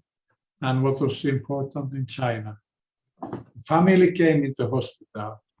There was no kitchen or food was done in the hospital. So the family was bringing all the time the food and taking care of the basic care of the patients. So the whole family came to hospital and they were bringing the breakfast, lunch, dinner, because in China they are always hungry, fearing that there's no food. This is coming from the old memories from Mao's time when millions died, millions were starving. So this is the Zhengzhou Hospital. There was central operation room with 80 operation rooms. There were 9 for neurosurgery, 2 hybrid rooms, and 3 endovascular rooms for cerebrovascular disease. All rooms were running late, but different because it is huge hospital. It took time to change the patients. In Finland, you could just shout, take the next patient, and then you could go to take a quick eating or going to restroom, but the patient was sleeping already. But in big hospital, it took longer time. And then there were a lot of intensive care beds and huge number of recovery rooms. And I was always wondering, because the names were so similar, so that they didn't mix the patients to the wrong operation, because the operating lists were long. This is the food again. I'm going now backwards.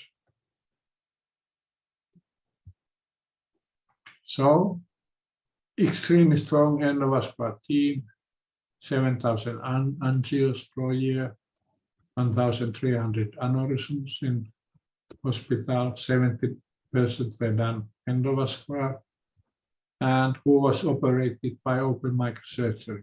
Poor people who didn't have money for endovascular surgery. So I was the neurosurgeon of poor people because I was doing open microsurgery. So then this number of AVMs a year, in Henan, 600 moya bypasses a year, 3,000 plain tumours, 400 Janet operations. It was very skillful operator. He could do 6 Janetas in one day. And then a lot of endoscopic surgery. Spine was done totally by orthopedic surgeon, except spinal tumors, intradural tumors. So this is a young man, 18 years, third bleeding, terrible AVM. What was done? Nothing was done. The family was taking the patient home. In Helsinki, we would have tried very hard, but they didn't have money, and looks of course impossible, but you could embolize slowly this AVM and then take it out.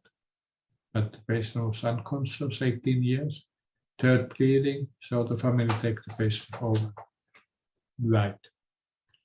This one we could operate on after embolization. I could operate this case. And actually, they were very skillful in endovascular surgery. These central AVMs, they were doing very well with endovascular surgery. So, of course, I could do also operation, but they were very skillful doing these AVMs. So, I had outpatient clinics with my secretary who was translating, then operations, then with directors, case discussions, board rounds, Thanksgiving. Problem, I didn't learn Chinese. I had private teacher 1 year, 5 times 2 hours a week, but I didn't learn. I learned maybe 700 phrases and words, but when I was speaking them, nobody understood because the intonation is so difficult. There are 5 different intonations. So, for example, number 4, you can have 200 different meanings, how you use it. So I didn't learn it. It was very hard times. Hard time, I was fearing those Chinese lectures, and finally I finished. I tried to teach Professor Yaşargil to use computer in Canary Islands 2002, 20 years ago. And he was fearing those lectures and he stopped because he was always asked why it is working like that. And I couldn't explain. So I had in Helsinki, I was operating usually 15 cases a week. But in Chengzhou, I was slowing down. I had only 2 to 4 personal operations a week, mainly cerebral aneurysms, poor people without insurance, AVMs I was operating, and then deep cavernomas in brainstem, more seldom brain tumors. So I was doing in China, I was doing around, in 3 years, I was doing 500 or 600 operations, not high number. But I was not on call, and weekends were free. And what was surprising, this is the main thing in China. When you go to operation room, lot of noise in operation room. They shout like hell, loud voice, sudden noises. They speak in cellulars. When I was operating on a basilar annulus, my assistant had to his cellular. He was speaking in cellular. In Helsinki, I would have thrown him out immediately. I was thinking it cannot be changed, but I found a way how to change, to get the silence in the operation room. How? I was swearing extremely rude Finnish, swearing loud, so they understood that they had to be silent. So in 2 years, I could teach them to be silent. So my own operation room was quiet, but the other ones were continuing. Big shouting. I was always wondering why this shouting is coming. I was asking, why are you shouting? Also young people were shouting in cellulars. So it's big difference. Where is the loud shouting coming? They were working at the body field, so they were shouting to other body field. It remained so. I don't know if this is the right explanation, but this was the best explanation for the big shouting. So it was very disturbing, suddenly coming, somebody coming. So, and this was one patient, this is before putting the skull clamp. We made, like in Helsinki, this reduced saving. This is Ping Shen, my good scrub nurse in China. My team went around the world, so I have no team now.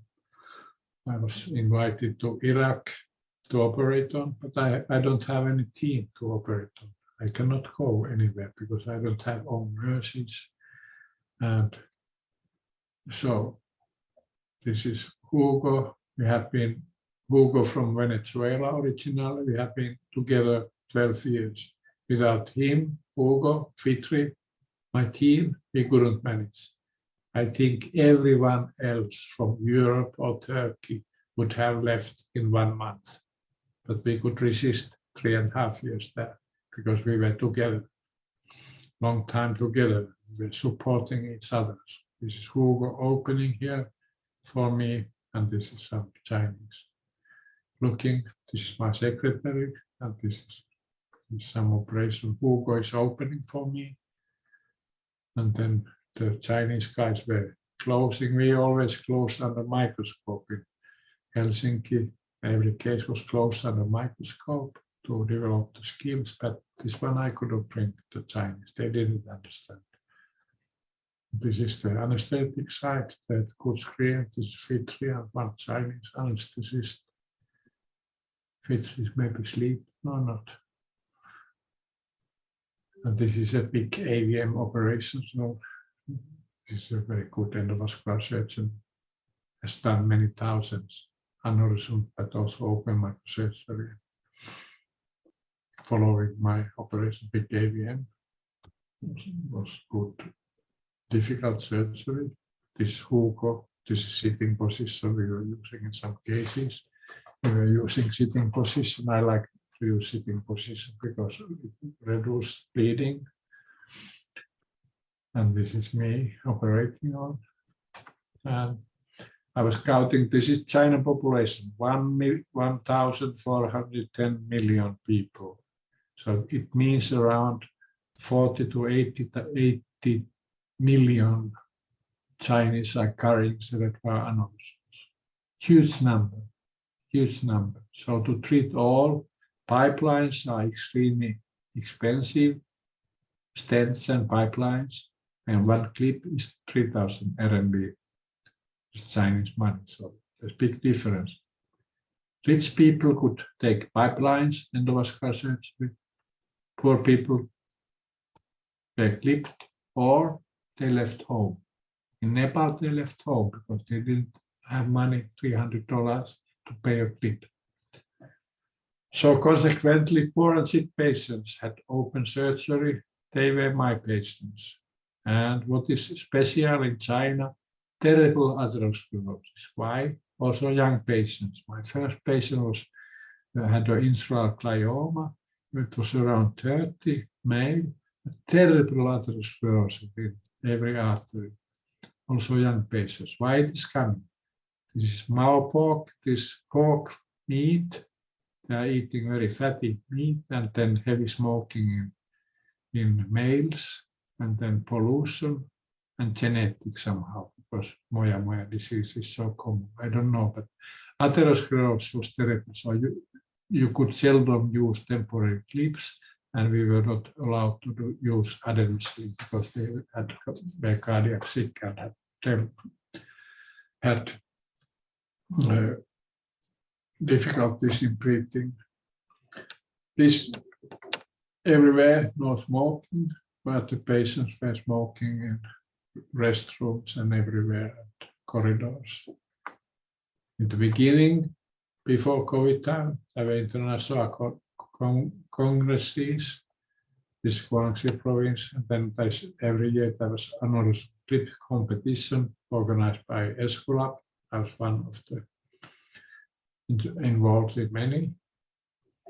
And the admission policy is wild and confusing. So the patients go around, they are shopping like, I don't know if in Turkey you are also shopping, go to many different doctors and ask about possibilities. One patient of mine went to 10 different neurosurgeons and then came back to me to have her AVM operated on. And many patients go to Beijing or Shanghai or Guangzhou. Seldom they go abroad in China. And follow-up, actually no follow-up, because the patient disappeared. I told I have operated 500 or 600 patients in China. I saw maximally 50 or 60 of these patients in the outpatient clinics because they went to their own cities and they were checked by the local doctors. And so the follow-up is actually non-existing. You could organize with WeChat cellulars now, but it is not done. We could not organize. Communication difficult. Less than 5% of the doctors were speaking English. When you were speaking with them English, you were not sure if they understand, even if they were speaking some. Like I told, I tried to learn Chinese. It's very difficult. But I thought in 1 year I can do it. But the words are so different. This is aneurysm. In every other language it is aneurysm. But in Chinese it's dong mai liu. So there are no microscope has totally different name. So I thought I can manage to learn Chinese because Chinese are not speaking English, but I didn't learn. So in China I was like a child. I couldn't speak, read, write.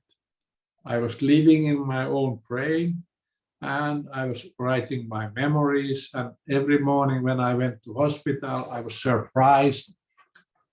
What is this? So many Chinese people around because I was living in my brain and cellular. And so this was totally different from my surroundings. There is extremely high number of skilled neurosurgeons, but because they are not connected with the world, they are not connected with internet, so they have wrong illusion that they are the best ones. So this happens everywhere in the world. If you don't go around from outside your comfort zone, then you don't see anything. So they were local heroes. WeChat, they were publishing good cases in WeChat. This is like WhatsApp in Europe or USA, and competition of the patient was heavy because every doctor got some bonus for every patient he was treating. So I was asking, can I change something in Henan, China, world? Maybe in many years I was going to spent 3 years more, but powers more strong than me came, like Ukrainian war, and then pandemics, lockdowns in China. So you need many years. And this is a good saying from Mahatma Gandhi. First they ignore you, then they laugh at you, then they hate you, and then you win. I was planning like that, but my time was finished with these strong things. So I had goals in surgery, no hair shaving, good anesthesia, to learn good anesthesia, to have a slack brain like in Helsinki, head high, sitting position. I was teaching different approaches. I was operating brainstem carcinomas and doing AVM surgery. And this is Chinese hair, beautiful hair, like in Turkey also the females have beautiful hair. But what happens in the operation room? What happens in the operation room? Terribilities. This happens. They cut the beautiful hair. This is a patient I operated. Young girl with AVM, big hematoma. So I just took a little bit hair and she could go back home and to school immediately. But with this kind of nonsense, it is not good. Again, young girl with AVM, ready to go to work after operation. This is from my office. And this is again young female with AVM, hair shaved, totally different than issue. I took all the hair last time, 1982, by a Roma person because he refused to be bald. And I learned the techniques, so also by Yaşargil techniques. So some patients were thankful that they were bringing that kind of placards. They were telling that thanks for surgery and this is usual. But we had some goals, huge number of beautiful cases, minor success. We were pushing and teaching how to publish, minor success. Changing attitude more international, minor success because COVID time, people didn't come because it's long quarantines, and connecting people for international change of experience, minor success. I'm trying to run soon, finish this one. So the chairman of the neuroclinics, Profesor Yaşargil, he said to all seniors, they should write one paper a year, but it never happened. Never happened. They didn't write any paper. So we had projects, research projects, spinal injuries. It didn't realize, but moya disease, 600 cases. Hugo was taking specimen from the arteries, and this is going on. But we were also trying to make a database for cerebral aneurysms. No success. No one was willing to do. And then we didn't have international fellows because China was closed. I was always speaking of importance of English speaking and writing. Very modest steps.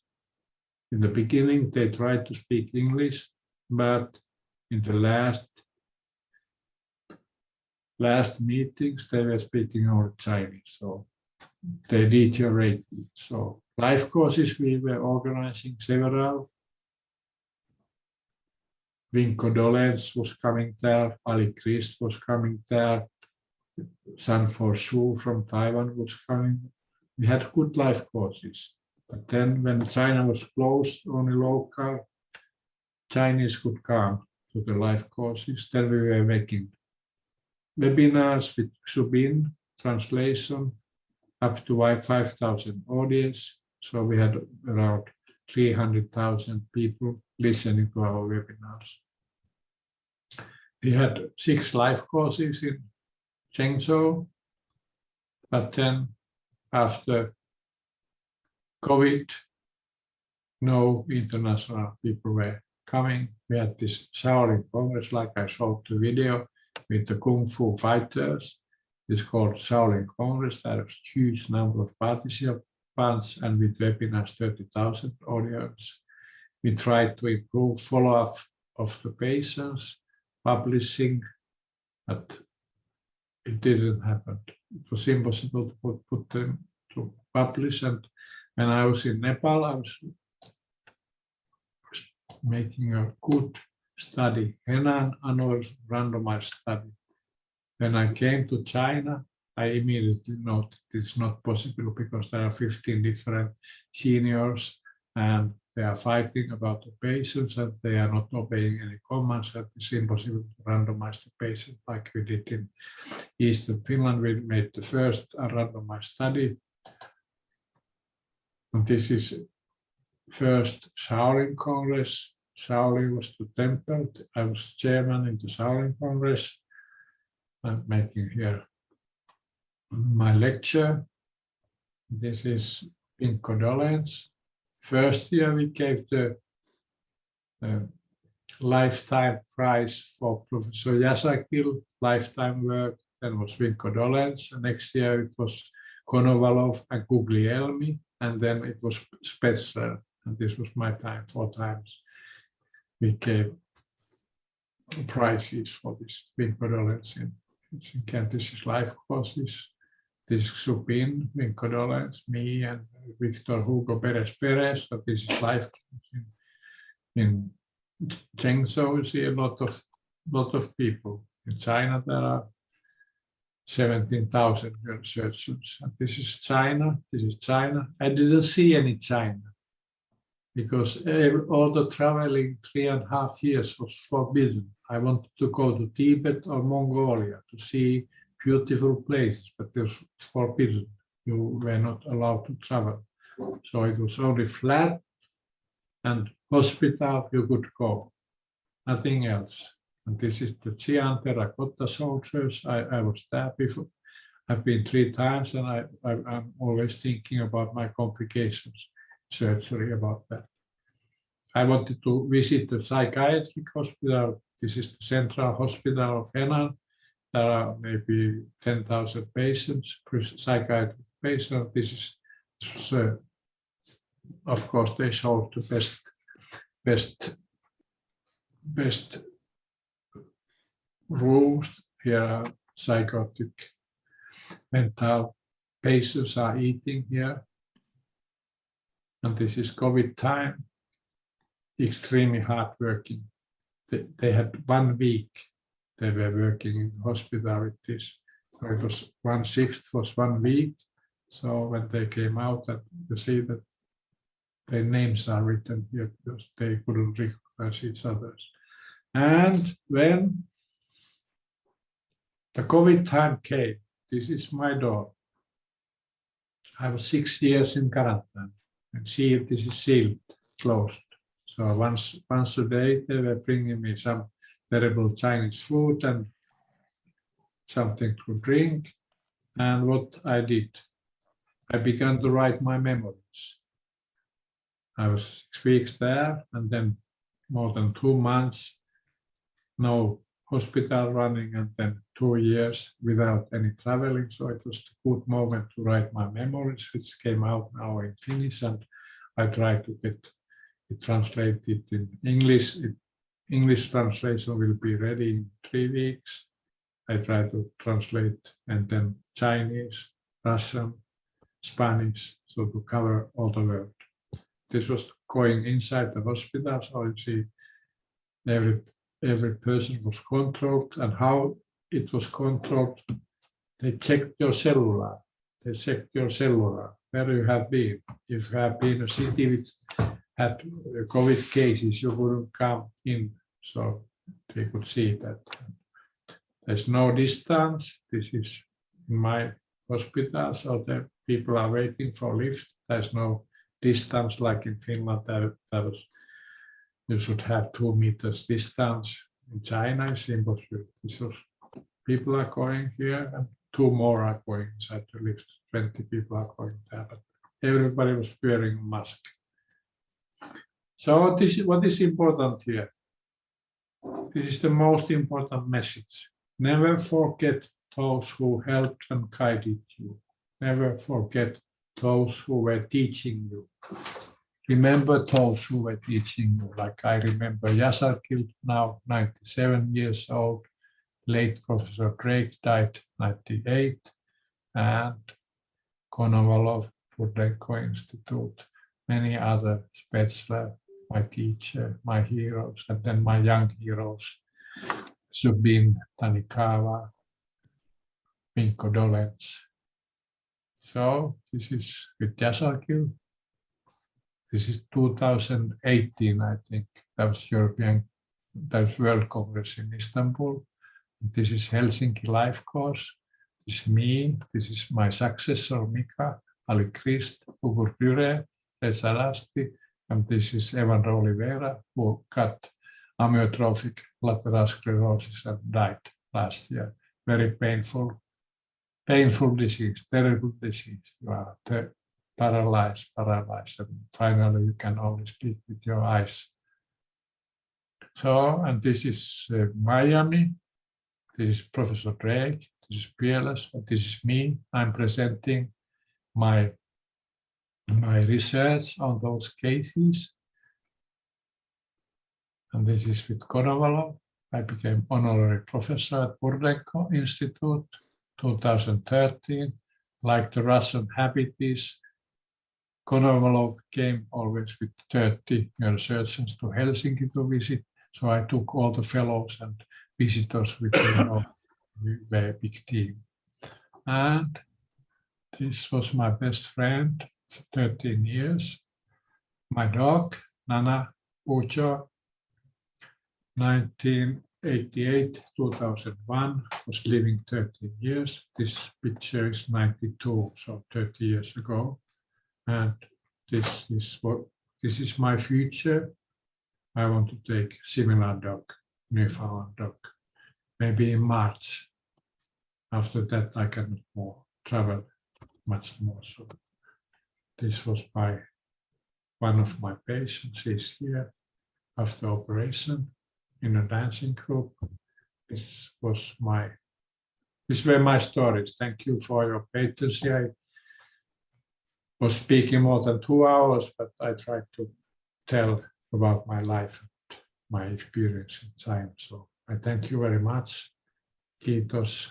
Tesykker. CC. Thank you. Thank you so much for sharing your experience and your journey, 50 years journey in neurosurgery. That was really wonderful. Thank you. Before moving to the chat section, I just wanted to ask a bit of questions. So you recently mentioned that there are 3 parts in neurosurgery, like operating, also publishing and teaching. And as a young neurosurgeon, I also have trouble balancing them. And I wanted to ask you as a question or advice, what do you think, for example, for the neurosurgeons who are not, for example, going to be vascular neurosurgeon? I mean, as you know, I'm interested in functional. Do you think in a clinical practice that I need to know vascular neurosurgery, like clippings and that advanced level, or do you think that basic level is, enough for us? This is the first question. And the second question is, do you think that it is worth taking kind of clinical gap to focus on a research and PhD, etc.? First, open microsurgery is going down, like I showed the pictures.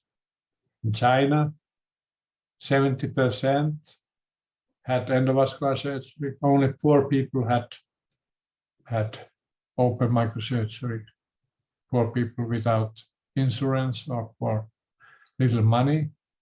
So, and for example, in Helsinki nowadays, I was told by the chairman, 65% of the patients have their aneurysms coiled. During my time, every patient had open microsurgery. So it's going down everywhere.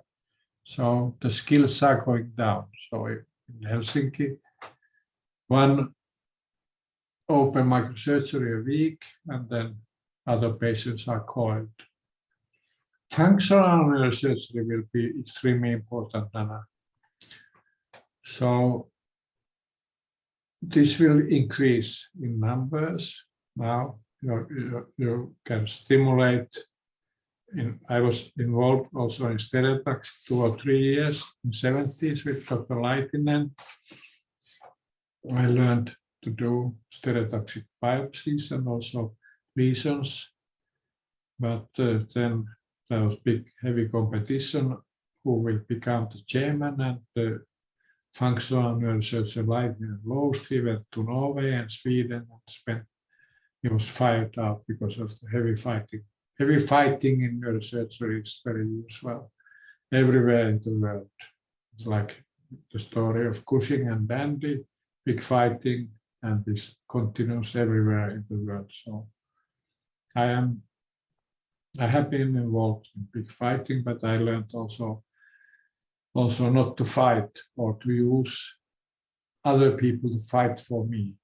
Families, neurologists, who were respecting my skills, so they were fighting for me, so I could operate without fighting. So if you are fighting, you cannot operate on AVMs also. But I believe strongly that functional neurosurgery is very important. It is increasing in numbers. Tremor surgery, pain surgery, chronic pain surgery, epilepsy surgery, functional neurosurgery will increase. It is important. So I think the one who wants to do vascular surgery is better to be hybrid neurosurgeon there, that you can do both. But it's also difficult to be hybrid neurosurgeon because it depends on the number of cases. If you have 1,300 aneurysms a year, then everyone can get a good experience. But like let's take some country, Germany, where there are extremely many clinics, so they might have only 50 aneurysm cases a year. So when you are fighting, doing endovascular surgery or open microsurgery, so open microsurgery will be so seldom that no one can do. So the skills are disappearing. I have done more than 6,500 cerebral aneurysm surgeries, but that kind of people are the last Mohicans. They are rare nowadays. So functional neurosurgery is important, then tumor surgery, and then I would recommend to learn endoscopic surgery from below for the skull base tumors from below, transphenoidal, transnasal. I would recommend to learn these operations, skull-base operation, hybrid skull-base operations, and then of course you have big competition also from the irradiation. I don't believe so much in irradiation. If you listen to Almefti, for example, I have operated 1,300 meningiomas. I don't believe in any irradiation in these cases. If you operate skull-base tumor, you may leave a small piece for irradiation, but if you just take a small part of the cavernous sinus tumor out and then irradiate, so it is not good. So you will have recurrences and new tumors. Did I say enough to your answer? Did I answer enough? Disconnected temporarily, and now he is trying to reconnect. Professor Hernesniemi, can I ask you to stop your screen sharing so we can see you in a bigger screen? Okay, thank you. Nana, will you able to continue, or should I?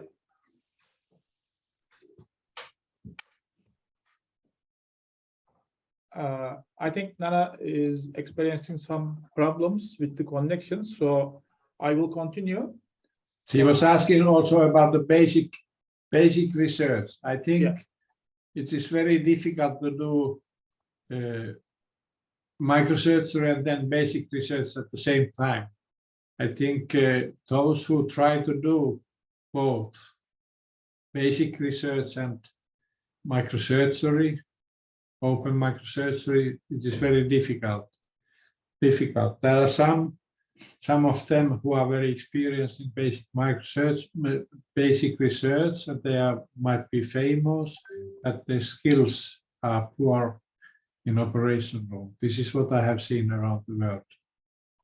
So it's very difficult. But if you have a good group to do the basic research, but if you are involved heavily in basic research, you are not learning open microsurgery. So I think you should concentrate in open microsurgery, and when you do research, then do clinical research as a neurosurgeon. If you want to do basic research, then do basic research and go to basic research alone. Don't try to do surgery, because if you are doing, as a young person, you are doing PhD and you think that you are now associate professor, this basic research is not helping in any way you to learn to do surgeries. Of course, if you go to cadaver lab, learn biopsies, dissect brains, cadaver brains, so you learn. This is good way. If you go to a place which has a good cadaver laboratory, I don't know how many of those are in Turkey. In USA, you have beautiful cadaver laboratories, St. Louis, Barrow, and I never had that kind of good cadaver laboratory. I have been in cadaver laboratories. I have been abroad in St. Louis, Little Rock. They have beautiful cadaver laboratories. I have been training there, but my thinking and my experience is that you can spend 1 or 2 years in cadaver laboratory, but don't stay all of your life. If your cadaver laboratory is in your hospital, then it is beautiful. But if it is far away, like in Helsinki, it is 10 kilometers, so the forensic pathology. So where you can go and you get only 10 heads a year, so it is completely different game. In China, you get cadaver heads. How? I was asking why these cadaver heads, they look so young. Do you know the reason?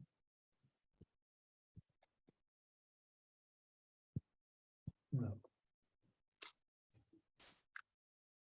Okay. So, Thank you for your comments, and I sincerely apologize. So we had an electricity problem, and I apologize for being disconnected for a while. Yeah. Let me finish this saying what I was saying. In China, we had very good cadaver heads, but they were coming from the prisoners who were killed.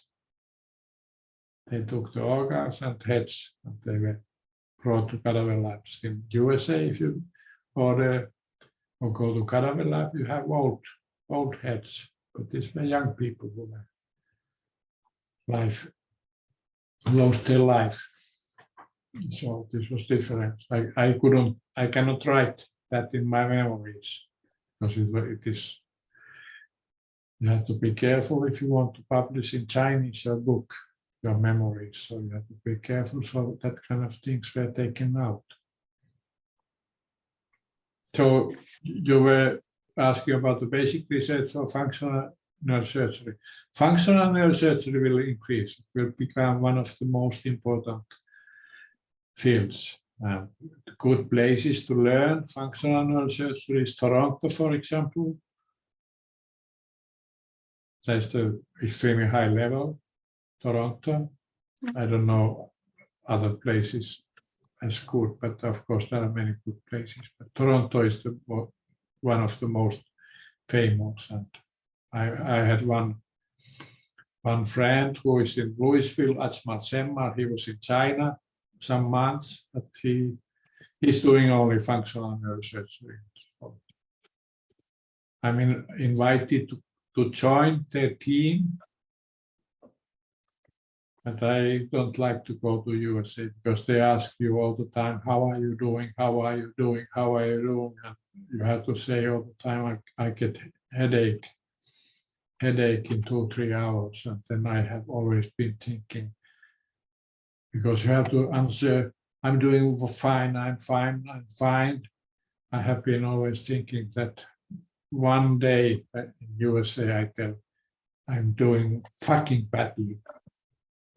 And they're asking you. I was thinking, why are they asking you all the time, how are you doing? It's coming from the immigration, because the people were afraid of each other. They were afraid that they are robbed or killed. So they were all the time smiling and looking at the other people, how are you doing? And so touching, and it remains so, like the big shouting inside. So many habits remain long time. But, for me, I don't love to work in USA, even they would tell me, pay me well. So I like. China was also a very difficult place because of the communication difficulties and then the rather rude behavior. So if you, in former years, when a group of Japanese tourists comes to your country, they are silent, they behave beautifully, and then there's a group with Asian eyes who is shouting and behaving very badly. This is Chinese. This is Chinese group, but now they are not coming because China is closed, so they are not going outside. So Chinese going abroad, it is only 10% as compared to 5 years back. So China is closed, it is closing more and more. So I'm afraid to go to China. I have to get my salary. They cannot send my salary, last year's salary. Here I was making asking my secretary to send the money to my account, but it's not possible. I have to go personally.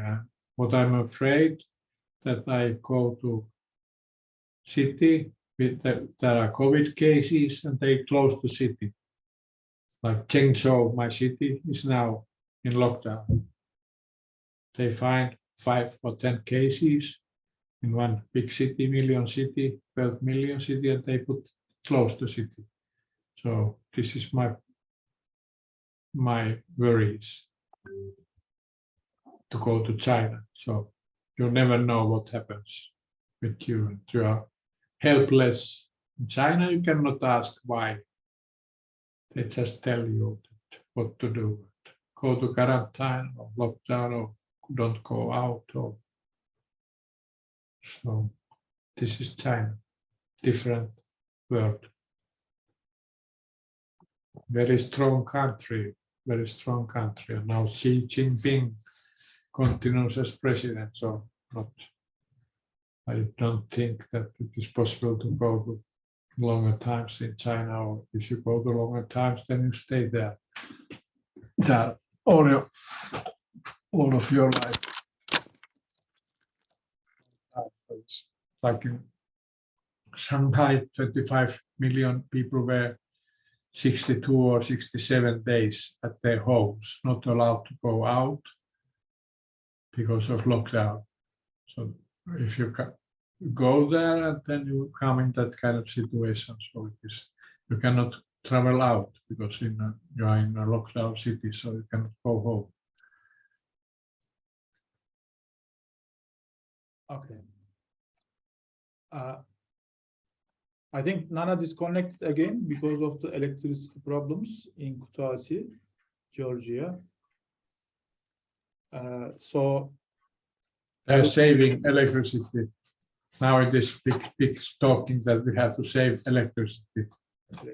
Yeah. In the coming winter. Is Turkey also the same?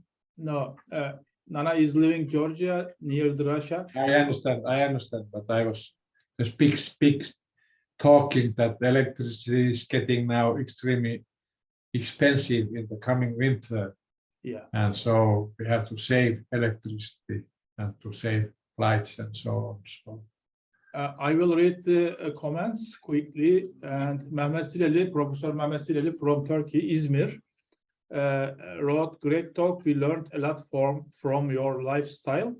Necati Üçler wrote, "Thanks, sir, for excellent presentation." Erkin Özgüray, he was one of your fellows, I think. You will remember you, and I will let you, Erkin, talk by himself to read your writings. who is that? Erkin Özgüray. Who is Professor. that? Hi, Professor. Hello, hello, hello, hello. Nice to see you Erkin. again. Hello, Erkin. I couldn't come to your summer house because I was stuck in China. Professor, you are welcome anytime in Turkey. Yeah. Now it's difficult because it's full of Russian people. Anyway, they will go back sometime. Yeah. You are very welcome. Thank you very much for the nice presentation as usual. We are learning each time from you. Sorry for my long time, but I had to tell. I was speaking more than 2 hours, but I was telling what was important. We are learning every time from you. Thank you very much cordially. Thank you, Great Erkin. speak Helsinki. Thank you, Erkin. Best greetings to İzmir, to everyone, Emel, Ayşe, and all the people there. Very kind of you, sir. Have a good night. Good night. Thank you, Erkin. Okay, and Şilan Yıldırım, İzmir Katip Çelebi University 5th year medical student, says, "Thank you very much for taking your time to share all these experiences with us, Professor Hernesniemi. It was a great pleasure to listen." And Nana, will you be able to continue now, or should I? Nana, okay. Yeah, once again, I apologize. Could you please let Dr. Lado Tsigarishvili and Yakov Tsersvadze to ask questions by themselves? Okay. I have time. I have nothing else than time. I can answer any question. So if you have questions, just ask. Okay. Dr. Lado, please go ahead.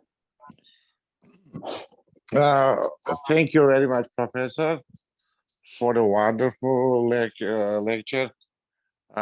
It's very strange. You remember we discussed some possibilities to visit China, but as you say now it's impossible. Yeah, because China is. Because you are like a prisoner in China, as I realized at this moment. But I used my time well. Yeah. I wrote my memories. Yeah. 3 years. 3 years. I used my time. Now it is ready. I can show the book. Yeah.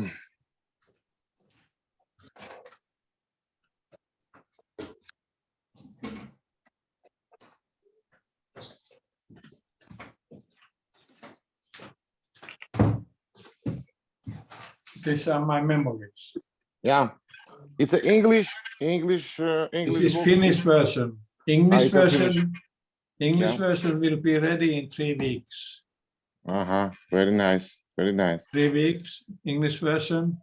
It's finding a publishing company. Then we translate in Spanish, in Chinese, and Russian, and French. It's very wonderful. Wonderful. So then we cover all the world. If somebody can translate in Turkish, it's okay for me. Okay. But must be good in English. But in English, it will be enough. So yeah. I have one professional question. About 2 or 3 weeks later, I have some students asked me to preparing some presentation, and they choose such kind of topic. what is the clipping role of aneurysm in endovascular area or your point of view? What is the key in this situation? Because endovascular surgery is growing up. As you say, the open surgery is It's going down. Skills It's going are down. Yeah. So, Skills are going down. but in your point of view, what is the objective? What is the exact role of the open surgery in spite of this such kind of endovascular development? What's your opinion? My opinion is that if you put the perfect clip on the base of these deadly sacs, then it's the best treatment, if you can do it. If you push something inside the aneurysms, coils or stents, pipelines inside the arteries, these aneurysms will recur. At least young patients should be operated on by open microsurgery. And of course, then you have a lot of patients who have big hematomas. They should be operated on, otherwise they die. So, is it possible to explain exactly, because the localization of the aneurysm, the size of the aneurysm, does it matter or not?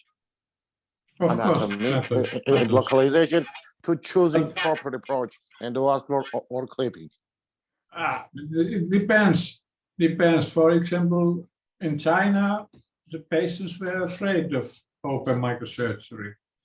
In Helsinki, no one refused. Yeah. I had never a patient refuse. I made more than 6,000 aneurysms in Helsinki, and no one was refusing. But in China, they were going around, and they go to internet and read, and then there's a big advertising by the endovascular that to open the head is dangerous. If the opening of the head is dangerous, then you should do something else. Yeah, I mean, in experienced hands, you have the good open surgeon, you have good endovascular surgeon. In this situation, what is a good way to select the patient? What is better to treat, endovascular or better to treat by clip? It depends on the local experience. Yeah. In Helsinki, during my time, every aneurysm was clipped with good results, because I was extremely good and experienced. But now they stopped, so only 65% have endovascular. This means that only one patient a week is operated on. This means that the skills go down, and if there are many neurosurgeons who are operating on, the number of the aneurysms you operate yearly is very low. I operated 300 cases a year.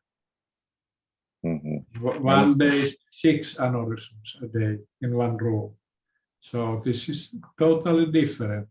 But quite frankly, I still say that the perfect clip around the base of these aneurysms, these deadly sacs, is the best treatment, if you can do it. Yeah, understand. The skills go down. The skills go down. So the patients are afraid, like in China, they're afraid of opening the head, but also in other countries, they are now afraid of opening the head, because the endovascular surgery is advertised that way, like in Latin America, that to open the head is dangerous, and this goes to the public and some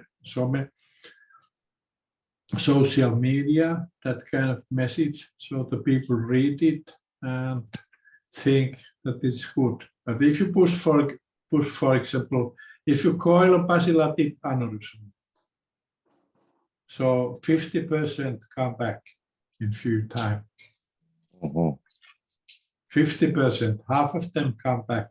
And if it is a large aneurysm with your clippy coils, you make impossible to treat it, because it is like a iron ball inside the brainstem. You cannot take it out. So this is important. So to put something inside the giant aneurysms coils is dangerous. But if you Okay, put- and another question. As you mentioned in your lecture, in China, rich people are choose of some pipeline stents. What's your opinion of the effectiveness of some pipelines, some flow diverters in a long-term outcome? There is something better than coils or not? Sometimes I saw good results, but I saw also recurrences with pipelines and stents. I saw recurrences coming back, and what they are doing, they push more stents or pipelines than endovascular surgeons, because then what you can do in these cases is you should be able to do bypasses and occlude the arteries then.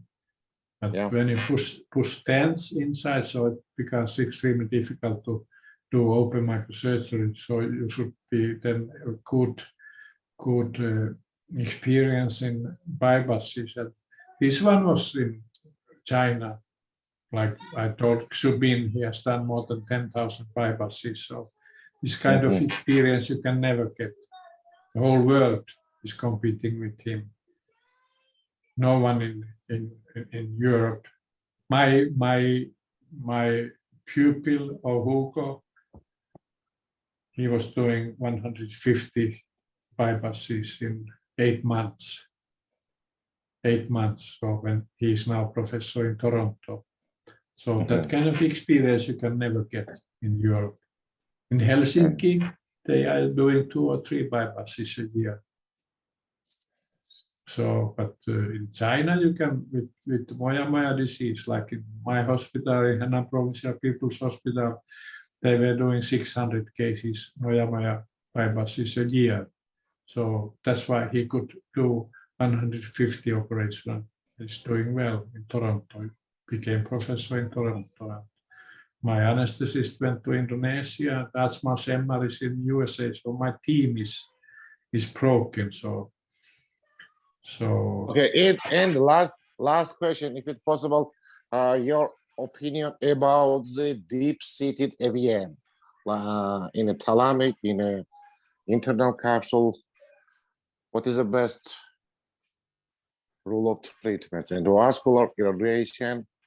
I have operated many. Guglielmi sent me many of his patients. Deep-seated AVM, you mean, yeah? But I saw in China, I saw extremely skillful endovascular surgeons. And like I showed in my lecture, they were doing very well with this deep-seated AVM. So endovascular surgery, they could occlude most impossible looking. I have operated many deep-seated, but it is more safe to do endovascular surgery in these cases, to push some glue or what is called. Yeah. And then irradiation is helpful only in rather small AVMs. They must be rather small, so the big ones are not reacting. If you partially make endovascular coiling, so the irradiation is working worse. So yeah. I think I have done around 600 or more than 600 AVMs. So I have done only open microsurgery, but also treated many complications of endovascular surgery. And when they get too aggressive, so the big AVM may rupture the operation room. In Helsinki, the clinics was so small, so that we could run to the operation room with a nearly dead patient.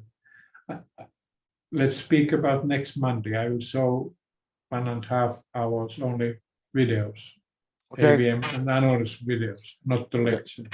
Okay. Is that Thank okay? you very much. Is that Thank you very okay? much. I will show all the endovascular and AVM complications and open microsurgery. I have that kind of lecture, tricks and methods in AVM and neurosurgery. So I will show only videos next week. Okay. Very nice. Thanks once again. You are Thank you. welcome.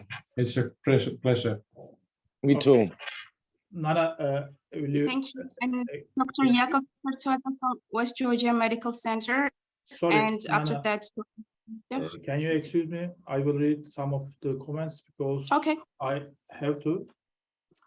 Madonna Akobatse, I think from Georgia, looks like. Thank you very much for sharing your neurosurgical journey. And iPad, I asked him or her, where are you from and what's your name, but she didn't write. Thank you, Profesor Hernesniemi. You are no doubt one of the greatest hero, mentor, and role model for all of us in microneurosurgery. Wish you all the best. And Professor Yunus Aydın from Turkey.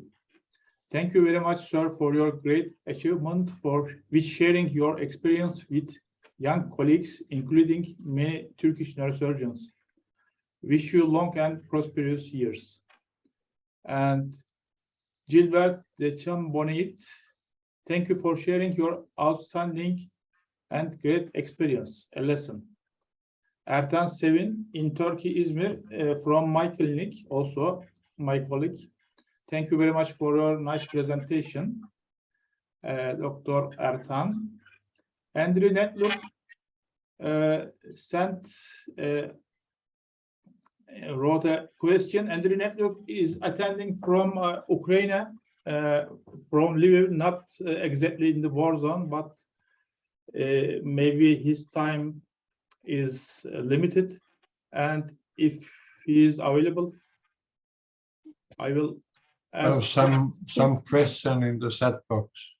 Yeah, I'm available. Okay, Andrew, please go ahead. Thank you very much, Professor, for your lecture. You are our legend. Everybody knows Profesor Hernesniemi. Personally, me, I practice microneurosurgery and endovascular surgery. Where are you coming from? And it's very. Where are you coming from? From Ukraine. Oh, Ukraine. Yeah. where? Western part of Ukraine, Lviv city. So, using the moment, I would like to invite you to visit our city. It's quite safe even now. We have a lot of job now. So, which city you are living? Lviv, yes. It's which city? big city. Which city? Lviv, in the west part. West Yes. part of Ukraine, yes. It's about 1 million inhabitants. And we would be happy to visit our hospital. And I have been many times in Ukraine. I know, yeah. But But not in Lviv, during the war. yeah. But in Lviv, I yeah, was many times in Ukraine and I had many Ukrainian visitors, yeah, especially 2015 when Crimea was taken. I know. I've met you in 2010 in Kiev in the conference. Yeah, So it was one time that I was close to you. And, Fukushima was there. yeah. So you answered the majority of my questions during the previous discussion. It was very interesting to listen. And one question about cavernous malformations. What is your opinion when we should to hurry with operation in the eloquent locations? And is the radiosurgery effective in your opinion for this lesion? I think radiosurgery should not be given in cavernomas. You are treating your conscience, but not the patient. So they should be operated on. Brainstem cavernomas should be operated on. All cavernomas should be operated on because they don't react to irradiation. It is nonsense. I know it is many people are giving stereotactic radiosurgery, Kamak knife or something, but it is nonsense. It is biggest nonsense that is done. So you should operate these cases. Yeah, thank you. This is my thinking. This is my thinking. So AVMs you can irradiate small AVMs, but not cavernomas. Cavernomas are not reacting for some reasons. It's difficult to understand, but we can irradiate them, but they are there. So Don't irradiate. Don't irradiate. You are cheating the patients. You are cheating the patient. Understood. And what is your prognosis about seizures after cavernoma resection? Would it It persist? depends on the location. Seizures. Yes. Temporal. Of course, they get better. Main part, 2/3 are getting better when you take the cavernoma out, or they become totally seizure-free if you are doing proper surgery. So I think what is the difficulty in cavernomas? You should have a navigator. I was stupid in 90s because navigators came, so I thought I know anatomy so well, so I didn't take navigator immediately in use, but later I learned that you can never know that kind of so well anatomy. So to operate cavernomas, at least supratentorial, you should have always navigator. In brainstem, maybe not, because you take CSF out and then there is a brain shift. So it is better to look at the arteries and localize according to the nerves and according to the good MRI picture. So I operated many brainstem. This was I didn't get so many patients to be operated on in China, or actually I was not so willing to operate on because I had to operate so many cases. So I had made 1,600, 5,000 operations in China, around the world, and mainly in Finland. So I was thinking that if I make 100 or 200 operations more in China, it doesn't change my life. So and it was very difficult times with the COVID, and so I was not on call in the night. Once I was called in the night to help in aneurysm operation, and I got totally different instruments in my hand, long, terrible instruments. So I couldn't do anything. I just thought what to do. So I couldn't operate with that kind of instrument. So I had always own instruments. They are still in China, my instruments. So when I go to China, I will take my instruments with me and keep my pupils or save them as memory, or I can bring to Ukraine my instruments to you. But, Understood. So I was my best moments in Ukraine were when I was speaking 6 or 8 hours with Cheklov. Cheklov, the great endovascular surgeon. Yeah, Viktor Ivanovich. Yes. I am writing in my memories about this discussion. He was telling his life story about endovascular surgery when he went to Burdenko and found out the secret of Serpenenko's balloons and how he found the hardening liquid. It is like a wonderful story. I told Cheklov, Professor Cheklov, you have to write your memories. And he said, yes, I will write. But then he died. Died 2 years ago, I think. Cheklov. Cheklov, yes, he died. Sorry, yes. Yeah. Thank so you. It was one wonderful discussion. He was speaking rather good in English, but I was also a translator who was speaking exactly English, so he could tell all the stories very exactly. And he told about the war times, Second World times. He was actually he was young, so young doctor. He was not taken to front to war, and he told that he was the only male in the hospital and full of young females, so he had difficult times in his life. Yeah, thank you. Good stories. Good story. Now his son is one of the leading neurosurgeons in Ukraine, Dmitry Shchelov. So I know. yeah. I know they were doing Yeah, very well and exactly. learned and changed the world with the endovascular techniques. So many of the European or USA people don't know the history, how the endovascular surgery developed by Serpinenko and Sheklovs. And so they think that it was developed in France. Or then I know Guglielmi well. Guglielmi is my good friend. He came to Helsinki with his family, and he came by train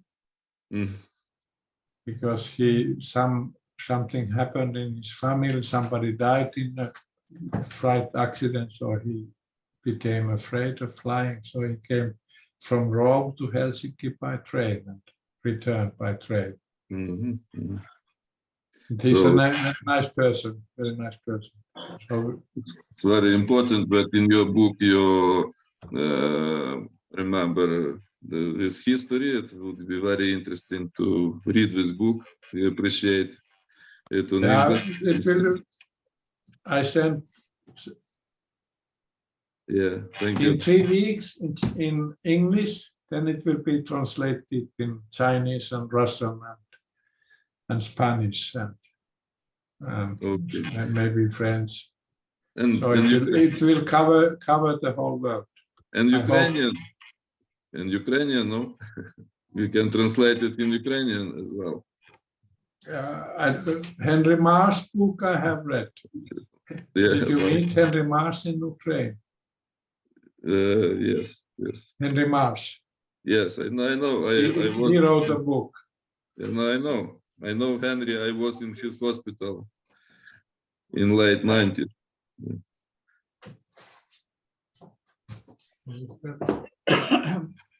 Okay. Nana, shall we? Okay, thank continue? you. So actually in the chat section, there is a question about your book. Dr. Murali Krishnan asks the professor, how can we get a copy of your book and is it available in English? I think you already mentioned, but if you want to answer this question. In 3 weeks, in 3 weeks, it will be the whole translation ready. At the moment, I have 50 pages to show the different publishing agents and companies. I can send to you. I can send to you those 50 pages. So it shows the translator is in Seattle, USA. He's speaking perfect Finnish and English because he's a Finnish person. But his translation is good. So I can send to you those 50 pages so you see what is going on. But in 3 weeks he's ready. So mid-November, the English translation is ready, and we hope that it will be. We can find a publishing company very soon, and so beginning of next year we can have English copies. Chinese will be ready in 1 month because Chinese take the English translation of mine and then they share it and they translate it like my Helsinki microneurosurgery book. I was invited to China to a congress maybe 15 years ago or 12 years ago. Then there was huge amount of my Helsinki book translated in Chinese. They didn't ask anything, they had just translated. And then I'm signing the books. So this is the Chinese way. Vinko Dolens went there. Vinko Dolens, Cavernous sinus books were translated in Chinese. And everything is translated in Chinese without any salarios, any money. So this is the Chinese way. Professor, Nana. It's okay for me. It's okay for me because I was in China. I was many days I was saying that I will not come to hospital, I will write my memories. And they trusted me, so I will pay back that way. Okay. So this book will be in English beginning of next year. But I can send to you 50 pages. So Thank you very much. We will wait, and we wait for you in Ukraine as well. Welcome to Lviv. Just send me. You have my email. I'm not sure, but I will ask Nana to get it here. Yeah, sure. I'm happy to share. You have my email. Just share everyone.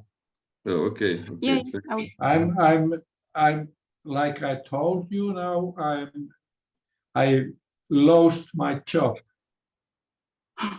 because of the Ukrainian war and pandemics in China. So I had a 3 years agreement in China, more, but I cannot go to China because the flights over Russia stopped because of the Ukrainian war.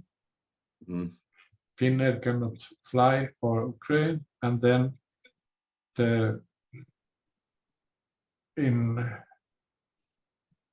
Ukrainian war began February 24, and then the flights were stopped, but the pandemics in Shanghai, it began also at the same time. So the pandemic, 25 million were locked down in their homes, so you couldn't go there. Powers bigger than a small human neurosurgeon. Everything will be okay, I'm sure. It will be okay. Ukraine will, Slava Ukraine, Ukraine will win. Героям слава. Дякую. Дякую за підтримку. Thank you for your support. It's very important. Thank you. Always. Just send email and I will share everything what I have. Okay, thank you. Thank you, sir. Thank you. Nana speaks 6 languages, Professor, so I am sure she can help you on translation. Yeah. Okay, Nana. And I have a professional English translator. But which language you want to translate? Nana? Actually, most of us in Georgia can read English, so I'm not sure. Georgia is a small country. Yeah, so I'm not sure if it is worth translating in Georgian. It's not necessary. Ukraine is a big country. So. Yeah, for Ukraine, it should be. Ukraine is 50 or 60 million people. So you have to count. But I'm bestseller in Finland now.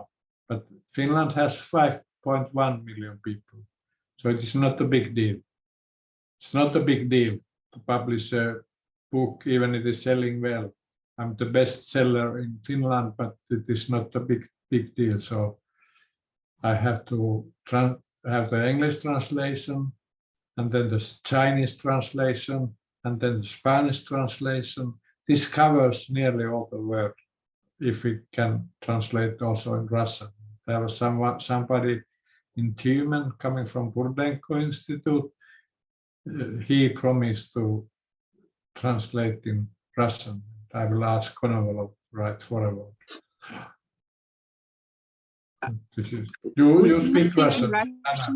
You speak Russian. We do speak Russian, but we do not speak anymore because of political issues. So even with the Ukrainian people, we used to communicate in Russian, and now we moved to English. I know yeah. These difficulties, but you know the reason.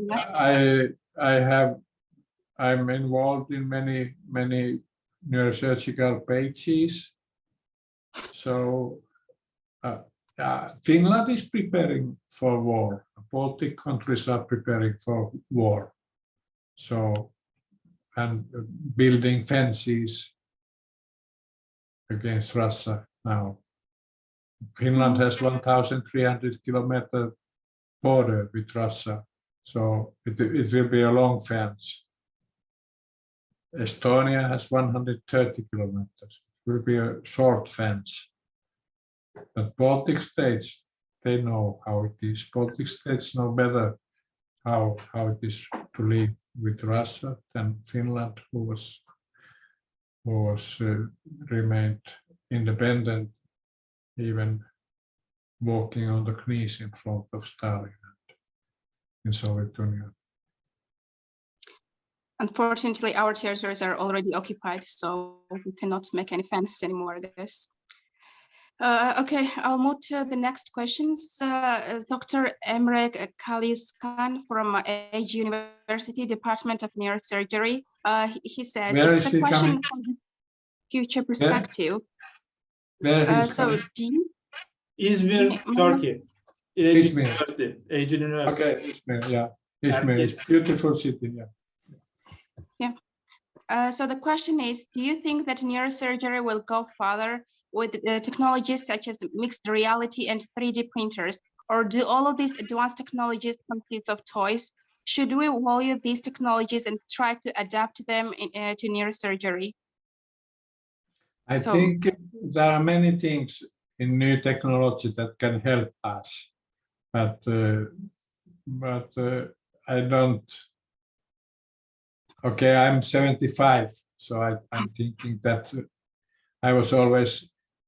I gave my first lecture live in neurosurgery. I gave in Istanbul, Turkey, maybe 15 years ago. I have always written that 10 years more, 10 years more. But now I don't want to be like Yaşargil.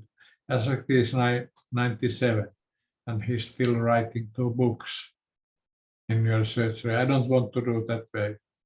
I will take a dog and enjoy life. I will take a Newfoundland dog and have a good friend and good company, and I will enjoy life. So I will slow down with neurosurgery. I can come to consult.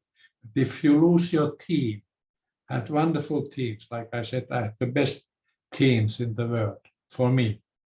I have wonderful scrub nurses, wonderful anesthetists, wonderful fellows and assistants. So we could go everywhere in the world. But now they asked me to go to Iraq, Baghdad, and I cannot go when I don't have anyone to help me who knows my habits.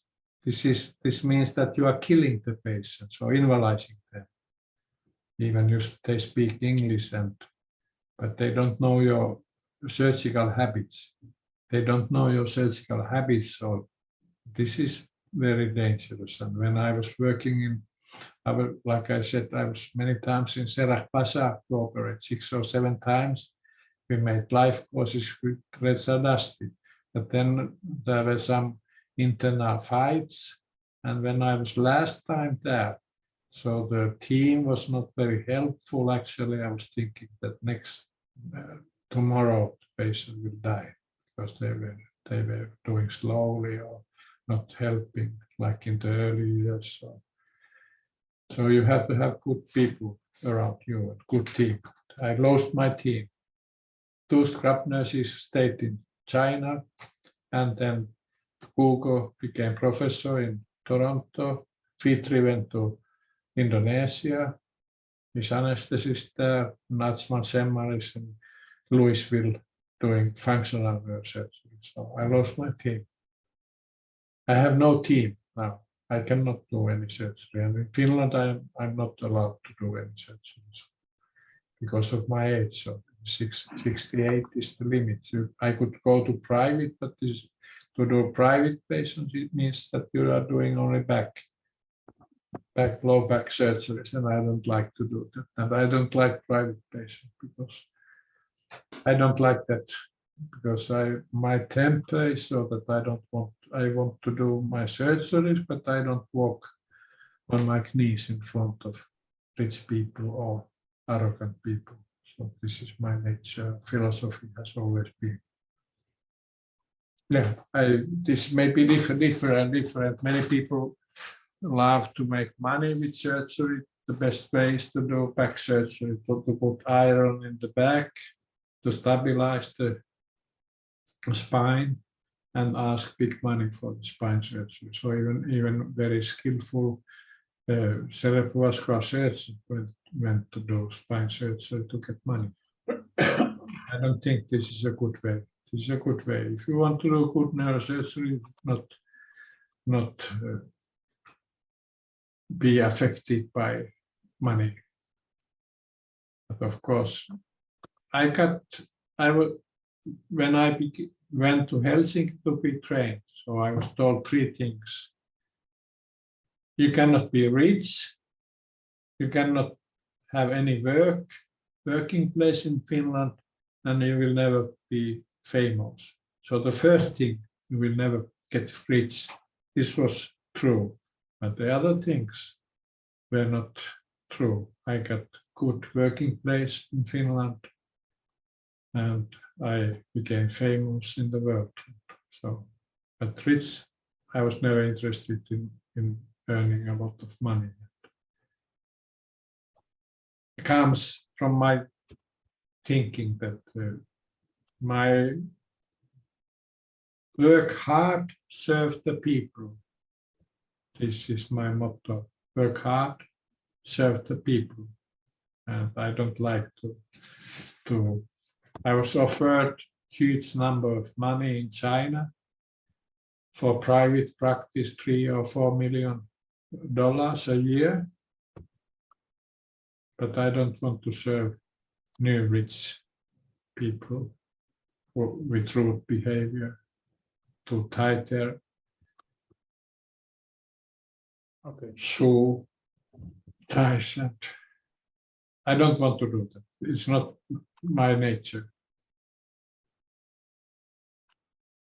Okay, thank you. And I wanted to ask Dr. Suja, could you please unmute the microphone for Jakob Sersoten? He wanted to ask a question, and also I would like to let you know that he was trained by Professor Schmidek that you recently mentioned during the lecture. He's wonderful man. Schmidek. Yeah. Thank you. He was a wonderful man. He was my good friend. We met all around the world, and he had a very special way to be a friend. We met 30 minutes or 15 minutes. He was telling everything, asking how it is, and then it was over. You are right. Thank you, Professor Hernesniemi, for your wonderful, very great talk and great presentation. I want to tell you one story. When I was in Mannheim as a fellow with Professor Schmidek, 2015, second day of my stay, he gave me CD with your recording videos, and he told me, if you want to become vascular surgery, you should follow him. You should watch all of the video. Then he visited in my town, and always during the morning. Where are you coming from? I'm from Georgia, from Kutaisi. Georgia. And he always explained for us, for young neurosurgeons, how Professor Hernesniemi would do this kind of surgery, this kind of aneurysm. And unfortunately, I never had opportunity to come in your department in Helsinki. But of course, for us, for younger generation, you are heroes. And also, I have one small question, interesting about your opinion about exoscope. If you think exoscope has any benefit for neurovascular surgery? Ibzerian is my good friend. You know his name? Ibzerian, from India now. He was in Nepal. He's advertising heavily exoscope. What I have learned, if you are using the mouth switch, then it is difficult to learn to use exoscope. In Helsinki, it is in use. There's one neurosurgeon, Martin Lehetska, he's heavily advertising that. But for me, I don't see any benefits in that. They say that the benefits that you can be more relaxed and standing and looking at the screens, but for me, it has never been a problem. I have been a good gymnast and I have been in good condition. I never suffered from neck pain or back pain because I was doing gym in the morning. So and I was always operating standing, so there was I had no difficulty. So I will not. My age is so. When you are young, you might try. Let me tell you one good story about Smidek. I had one good neurosurgeon from Thailand, Krishantra, and he was 1 year in Mannheim, and they were teaching him Smidek and Vygotsky. They were teaching him how to make a shunt and how to operate back. And Krishantra was a Thai surgeon, so he didn't say anything. He was just learning and operating. And then when the year was over, his fellowship year, so Smidek asked Krishantra, this Thai surgeon, young Thai surgeon, to tell about neurosurgery in Thailand. And what Krishantra showed, he was working in Bangkok, he showed personal series of terrible skull-based tumors, aneurysms, giant aneurysms, AVMs. This was his personal series, always picture before operation of the patient, then the pictures of the imaging, and then after operation. So, and they had been teaching him how to make lumbar discs and how to make a shunt 1 year. So Professor Smidek said that they were so ashamed. But Krishantra, like Thai people, they are very well behaving, so he never told anything. When Krishantra was in Helsinki, we had many videos, so he was lying in the sofa, and then he gave points to my videos that time, 2012 or 10. He put like in films, one star, and up to 5 stars. So we had good collection of videos. He gave stars, and then in my last years I had this Spanish group and my fellows, so we made these 1001 videos. Why it is called 1001 videos, Turkish people should know, because you have the book 1001 Nights, you know? You know the book 1001? This is an Arabic Book. yeah, story and Arabic book. There was a sultan who was killing always the females after some time. But this lady, she was telling every night so interesting stories. So 1001 nights. So she was saved. It was my first book I got, but it was children edition, not this kind of sexual erotic stories. But that's why my videos, which are free in internet, they are called 1001. They are around a collection of 1,500 videos. This is the collection coming from 2013, 2015. My fellows were working hard on them, and this is very good collection. Just go there and tell your young people to take a look on them. They are free in internet, so this is good way to learn. I never had possibilities to learn from videos, because Yaşargil and Oliveira, they were selling videos and they were so expensive. I never had money to buy them. So I was reading the books, like I was doing my first basilar tip aneurysm in Kuopio, Eastern Finland. I was reading the book chapters from Drake and Peerless. And it was a big aneurysm, 2 centimeter basilar tip aneurysm. I read in the book, and then it went very well. And then I was thinking, oh, it is not so difficult, this thing. to operate basal-tip aneurysms, but the history is so different that there are different aneurysms. But the first one I made, according to breathing break and PLS, was 2 centimeter big aneurysm, so unruptured aneurysm, so it went very well, beautifully. Thank you. Thank you. There is the last comment is from Dr. Alexander Roche. He says, very nice meeting. Thank you, Professor. Dr. Suji, if I missed any questions, please read. I don't think so. I don't think yeah. so. I was disconnected for 2 minutes because of the electricity problem, so no, Yeah. apologize for that again. Uğur Ture is still with us, Professor Uğur Ture, and he's still working with Yaşargil. Maybe he want to talk. Professor Uğur Ture. I have not. I was stuck in China, so I couldn't visit Istanbul a long time. But next time, when they organize something, I will go. Professor Uğur Ture, hi. Would you like to say something about Yaşargil and your works? I'm very happy to listen, Professor Hernesniemi.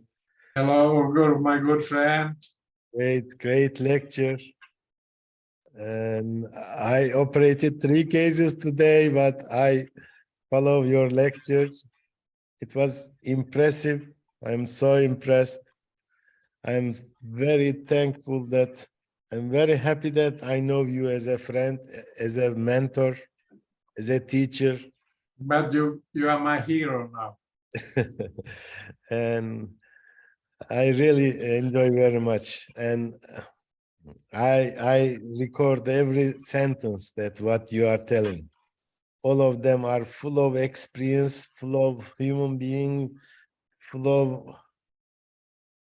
heart and friendship. And really, I enjoy very much. I'm very happy to see you. And I look forward to see Istanbul. Yeah. Next Are year. you organizing a course now in June? Yes. You know, because of COVID, because of COVID, we stopped our live surgery. Yeah. And I was stuck in China, so I know Professor Yaşargil was asking why I'm not coming. I was like in prison in China. Yes, I know. It was not allowed to travel even to the closed cities, so I didn't see anything in China. Yes, I can imagine your situation in China. And next, I wrote my memories. I look forward to read in English. Yeah. In 3 weeks, I will send the English translation. Last week, I was with Ali Reza in San Francisco. We talked about you and your book. Yeah, this is good book. Reza Rashti, yeah. It is written with blood of my heart. I can imagine. Heart conditions of the China, isolation of the China. So I have been organizing my bookshelf now, and I noted that I couldn't write my memories here because I have so much stuff, all kind of 30 years emails, and so I was just selecting. I was living in my brain in China and writing my book, and I was always surprised when I went out that there are so many Chinese people. When I went out hospital, streets full of Chinese people because I was living in my brain. So it was good to see. I will come in June if you organize the course. I'm organizing in August. The 2023 August, you will be our honorary guest, and I look forward to see you. It's a long time I've operated something, so I'm like. We have many things to do, and also I am organizing the future of microneurosurgery and semi-sitting position and Roton Society meeting, same time. So there are many things to do. So I'd like to listen I your was just experience. telling that it is long time. Now it is how long time? 1 year, 2 months. I clipped the basilar tip aneurysm and carotid aneurysm, and after that I don't have done anything. So maybe I lost my skills.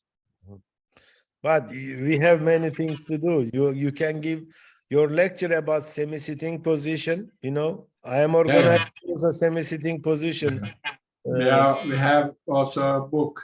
Book is coming out on the pineal surgery. And Oh, great! Actually, 2 books are coming out. So we have many things to do, and we look. I look forward to host you in Istanbul next year, and we miss you so much. And it's a wonderful city. Wonderful city. Yeah, I will come with pleasure. Thank Pleasure. you. It was great pleasure to listen you. You are. It's unbelievable. Thank you very much for your kind words. So I will come. It is so easy to come to Istanbul now. There are great flights and no time difference. Yes. No jet lag and always good food. Reza was always saying when we were hungry in Istanbul, don't eat bread. Don't eat bread, because then when you go after traveling, you eat bread when you are hungry, and then coming so much good food, so you cannot eat more. Such a great. I'll tell my best greetings to everybody, to your wife, and of course Professor and Mrs. Yaşargil. Tell my best greetings. Sure. Great. Thank you very much. Thank you very much, so good. Thank you, my good friend. Thank you. Thank you for your contribution, Professor. Thank you. And Congratulations for such an organization. Great. Next week I will show only videos. So next week, Monday. Next Monday. Next I will Monday, be. yeah, I will announce Next Monday only videos. Okay, I will be here. Professor Hernesniemi, I want to say that some students will come to see you in Istanbul Anytime. to make a meeting with you. Anytime. Maybe next week or so. Okay, pleasure. Do you have many fellows now? Yes, sir. Yes, I have many fellows. How many? My Can you lab, take some more? if you recommend anyone, it's more than welcome. Yeah. But because many people are asking me where to go to train. So I can recommend in USA, I recommend usually Ali Christ. I will do my best. Yeah. My laboratory is working very well also. The anatomy laboratory. And I do my best in the surgery. I do every day 1 or 2 cases. I have seen. So they are doing special surgery. How is the eyesight of Professor now? Pardon? Eyesight. How Professor Yaşargil had. Yaşargil. He has some eye problem. Yeah.